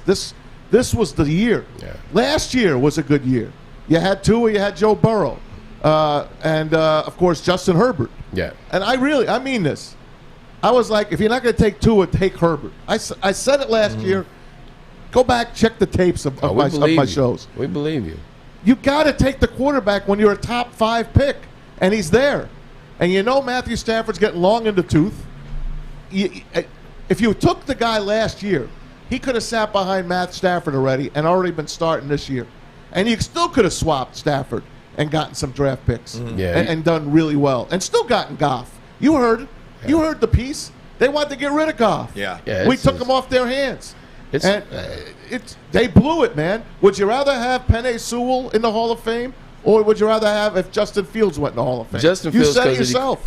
Justin Fields, because it equates to more wins. Of course. Like, we've had some good linemen, but they didn't equate to more wins. Like, you get 2 probably, in a given draft. You'll get 2 quarterbacks.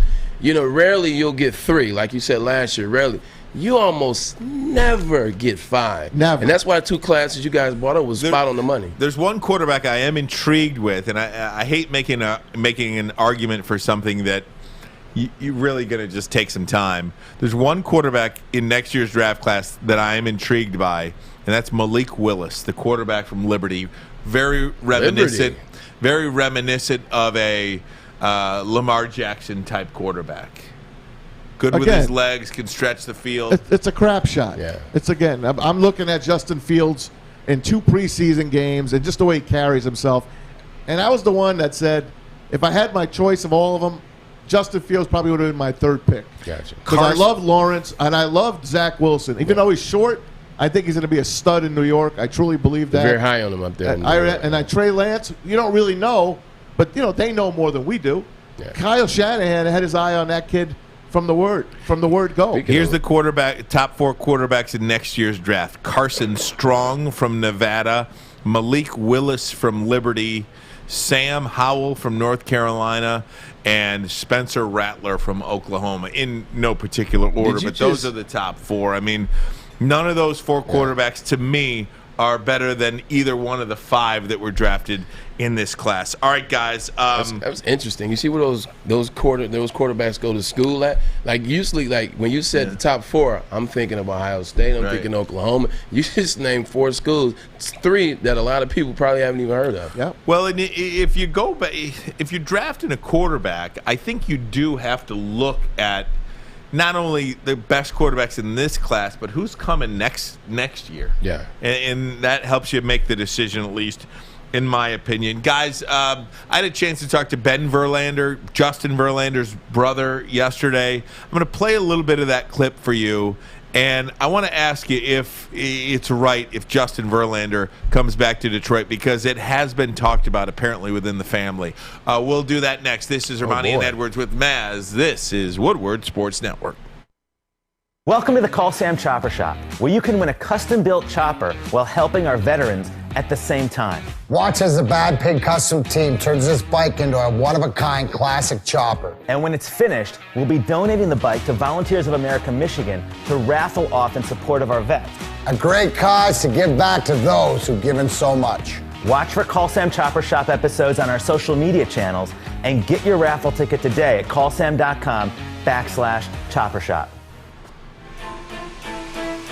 So, guys, it has been talked about. It has been discussed in the Verlander family whether or not is Detroit a potential spot in free agency? By the way, Tigers down 2-1 in the 8th to the Cardinals. They got a man in. And Miggy did not play today. Runner in scoring position, Jonathan Scope. On second base, nobody out. Miggy day off. In the 8th. Miggy well day deserved. off. 501 yesterday, by the way. Well deserved day and 2 more hits. No time, I know. 43 hits away. I think he might do it. Well, you got to play every day, probably. Yeah. You got to play every day. 34 to go. 34 to go. So you said that was 1.4 hit. That's what you need per game? 1.4. Looking smooth. It's pretty intense. Looking smooth. But Justin Verlander's brother, Ben Verlander, now a Fox Sports MLB analyst. He's got a Flippin' Bats podcast that's available on the Fox Sports app. I asked him yesterday about a possible reunion between Verlander and the Tigers. And the thing that's cool to me is you have the right guy leading the way in A.J. Hinch, and the future of Detroit baseball is in really, really good hands. I want to ask you a quickly final question about that future. I have to ask about your brother Justin. He has a relationship with A.J. Hinch, built a Hall of Fame career here. We mentioned the future is bright in Detroit. He said back in June, quote, "I'd be lying if I said I didn't think about it when talking about a return to Detroit next season. He is a free agent." So I ask you, Ben Verlander, what is the possibility we will see number 35 in a Tigers uniform next year? Look, I don't know if it's going to be next year, certainly, but I know my brother wants to pitch for a long time to come.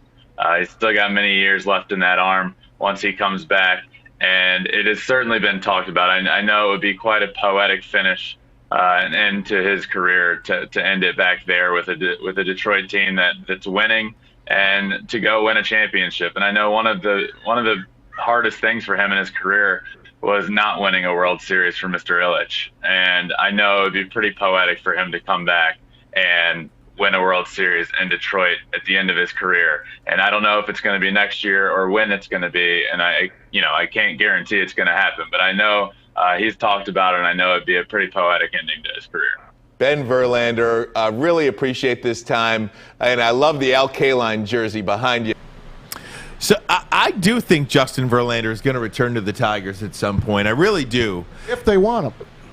And I think they might want him. At what price? Yeah. I think you'll have to really consider it. And next year, I don't know. I think Justin Verlander's at the point of his career now where you just sign a bunch of one-year deals with contending teams, and you can kind of call your shot a little bit.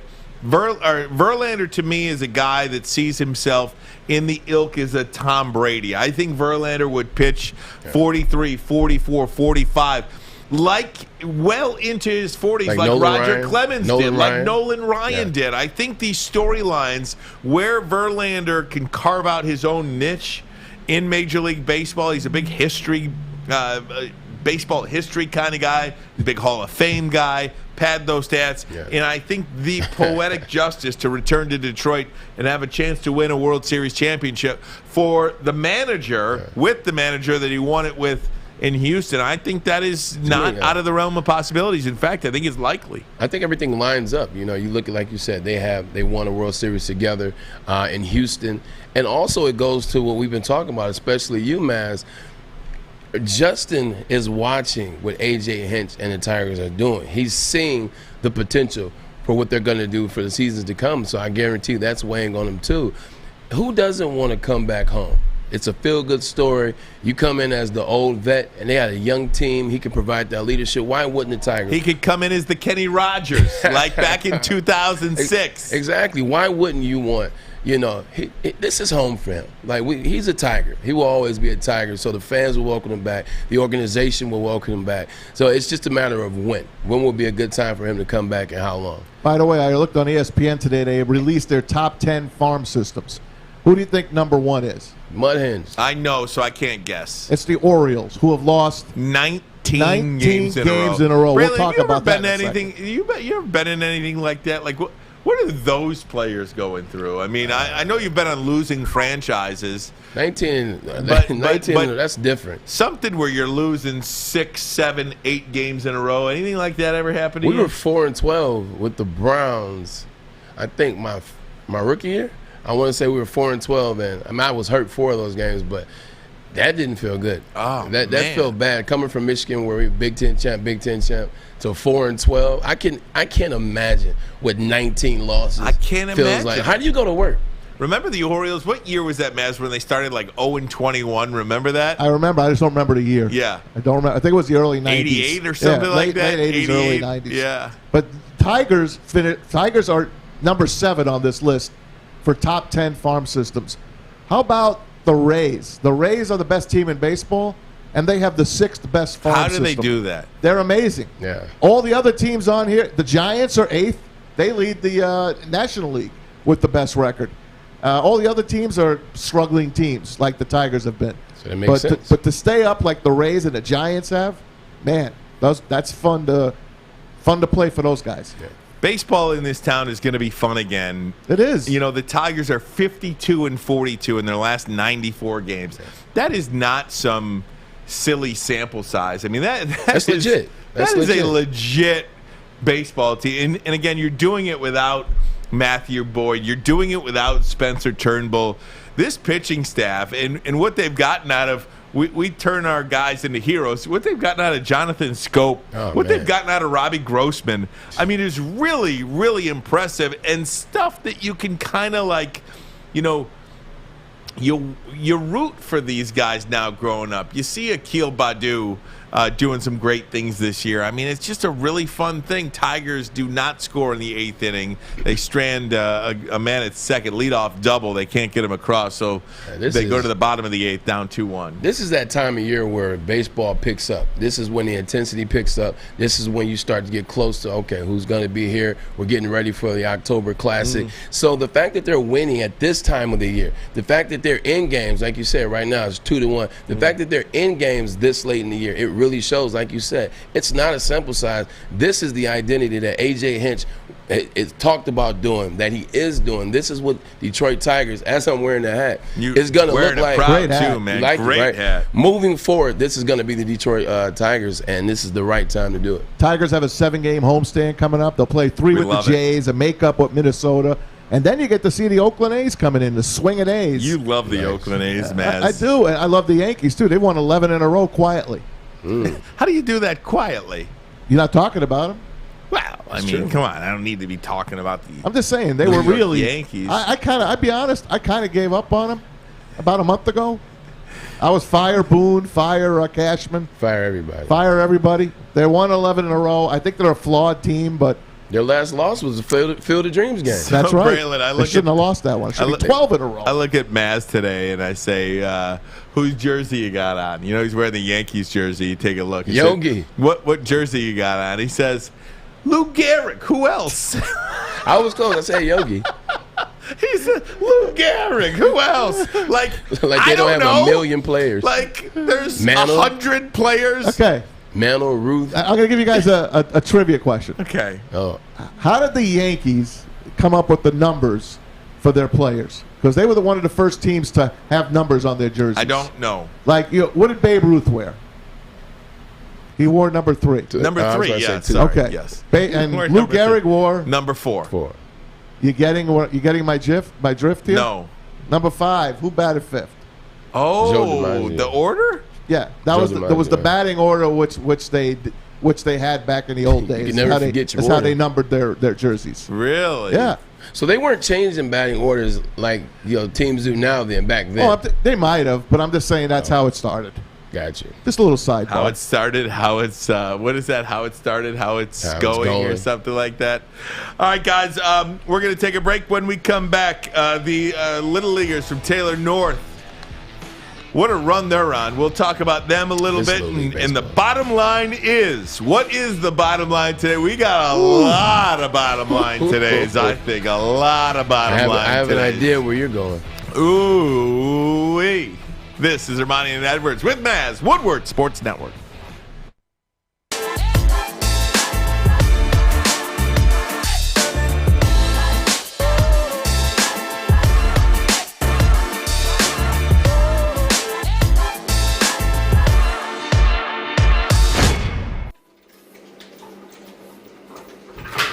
Morning, Art. Morning, D-Mac.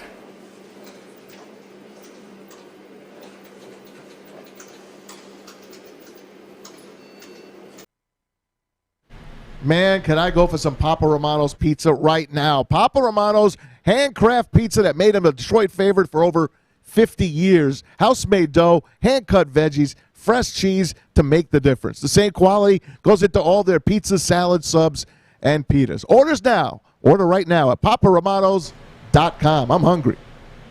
Man, Papa Romano's, man. You know what that reminds me of? When I was in high school and middle school, every Friday night, my family had the same tradition. Blockbuster, Papa Romano's. Really? Man. I swear. Blockbuster. When last time you seen a Blockbuster? Well, there's a good documentary.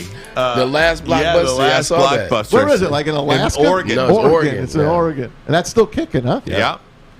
There's 32 Blockbusters left. I watched that special. There's Hey, 32 left. before we talk about the kids from Taylor, I want to bring up yesterday, you and I talked about the alliance. Big Ten, Pac-12, ACC getting together, crossover games, taking some games away from the SEC to play. And we talked about the three commissioners meeting. Kevin Warren, the new commissioner for the Big Ten. And I want to put his tweet up. Let's put it up. Want to read that, Ryan? Yeah, Big Ten Commissioner Kevin Warren says, we need to make sure we have shared values. We keep academics first. We keep our integrity, our honor, and our collaboration together. No one is even trying to hide that this is a broadside at the SEC, the Southeastern Conference. That is Big Ten Commissioner Kevin Warren. So what's he saying? He pulled that 45 out, didn't he? That's a 9mm. I don't understand. I don't get, you know, a lot of the national shows in Fine Bum is he's, you know, Paul Feinbaum, Mr. SEC. I mean, all of these guys talking about how there's no impact here. This is a nothing burger. I do think it is significant. I do think when you get these teams together and you're going to schedule these and build that brand and go all over the country, crisscross the country, on both coasts, in the middle, and everywhere else, I do think that's a big deal. For Feinbaum and for a lot of these other, you know, talking heads on ESPN and everywhere else that say this is a big nothing burger, I kind of disagree with that. I do think this is significant. Yeah, you know, in the SEC, every year you look at Georgia's going to be up there, Alabama's going to be up there, Florida's kind of making a comeback, but they stack it with the SEC in terms of rankings. Now you have the ACC, you have the Big Ten, you have the Pac-12, so you'll be able to provide some of the best players and best teams against each other. Man, SEC needs to look out because now they'll change the rankings, they'll change the stackings, and take some away from the SEC. Matt, you know, kind of, where are you on that? Well, I'm all for it. Yeah. I wish you still got to beat Alabama at the end of the day. No, I get it. I wish that they would really kind of. I'm ready for the merge, to be honest with you. Mm-hmm. I don't want it just to be an alliance. I want them to figure out a way to redo all these conferences because it's going to happen eventually. So why not do it right now? The SEC is already welcoming in Texas and Oklahoma. Sure, it's not going to be now. It might not be next year. It's supposed 2023. Yeah, but it might be 2023 by the time they get all the schedules reconfigured and all. I'm ready for it because I'm tired of seeing the cupcakes, to be honest with you. I want to see real college football. I want to see real games. Well, you're going to see some real games this weekend, and there's some conference games that really, you know, kick everything off. So you got Nebraska, Illinois this weekend. We're excited for that. I know it's not a great matchup. It's a game. It's a game with fans. Right. It is. No Lovie Smith. Is he's gone, isn't he? Yeah. Didn't Lovie get fired? Yeah, he's gone. Lovie got fired. I think Lovie got fired. I got to check on that. He was there for a while. We'll check it out. His beard might be down to his knees by Poor now. Lovie. Guys, the Taylor, Michigan Little Leaguers, they play Hawaii tonight in the Little League World Series quarterfinals. This is the tweet from the Free Press that we're showing you on YouTube and on Twitter. Taylor North Little League versus the Honolulu Little League. That is tonight. I believe that game is on ESPN, but nonetheless, it's a good run. It's a great run. I mean, we're rooting for these kids. Yeah. It has been since 1959 since a team from Michigan has won the whole thing. And, of course, there is no world teams this year. Right. It's all played here in the United States, but a tremendous feat nonetheless. It's the Hank Aaron division against the Tom Seaver division. And Taylor's in the Hank Aaron division. So if they get out tonight, they will play in the Final Four this weekend. I'm excited, man. Baseball was my first love, actually. I actually was on a travel. I know it. I was on a travel team when I was younger. We practiced out at Oakland University. Baseball, man. Like you said, it's a romantic game. I love baseball, man. By the way, Lovie Smith is in Houston with the Texans. He's associate head coach. Oh, look at that. Mm-hmm. Good for him. Check him out. Jack. Yeah, good for you, Jack. He'll be the head coach the way that franchise is going. No kidding. I mean, what a disaster that franchise is. My God. I mean, I wouldn't have took that position. I mean, just quickly, and I know we'll never see. Deshaun Watson is going to play this year. He's not even being picked in I've been in 2 fantasy football drafts. He is not picked, and if you go on ESPN, he is on 8.6% of teams right now. Really? That tells you where he's going. Wow. 4,400 yards and only 8% of teams. Wow. Isn't that something? Well, the best ability is availability, right? So, guys, here we go. It is time now for the bottom line is. What was that? There we go. I was just kind of getting the setting it up the music for it, bouncing for it. Okay, guys, I'll start today. Okay, let's do it. Ladies and gentlemen, boys and girls, children of all ages, I have to tell you that the bottom line is that Matthew Stafford really disappointed me. Really disappointed me with some of the comments that he made, and I know he was asked the questions.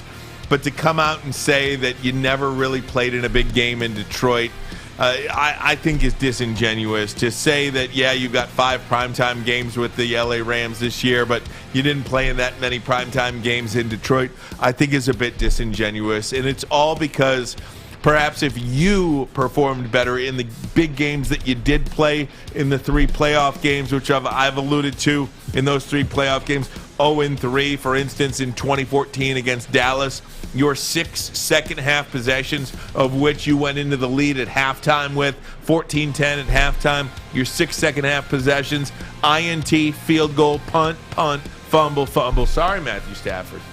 I'm sorry. I'm sorry you didn't play in more primetime games. You might have done that if you had much better second halves in big games than you did. I'm sorry you didn't perform against the Packers at home with the division on the line.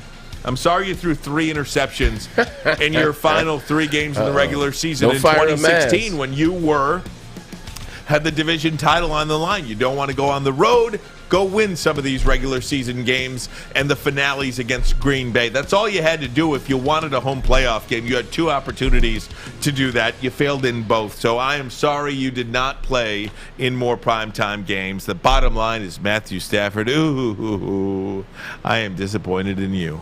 Oh, buddy. You're really fired up about the match. You're fired up about that. Great. My bottom line today is the fact that Dan Campbell and Brad Holmes, they got to win games. Like, it doesn't matter about the energy. It doesn't matter about what we think is going to happen this season and what they're telling and the genuineness and the authenticity of his press conferences and what he says and his sound bites. All that's well and good. You got to win games. Like, you need to improve. You have to show improve, and you got to win games, point blank, period.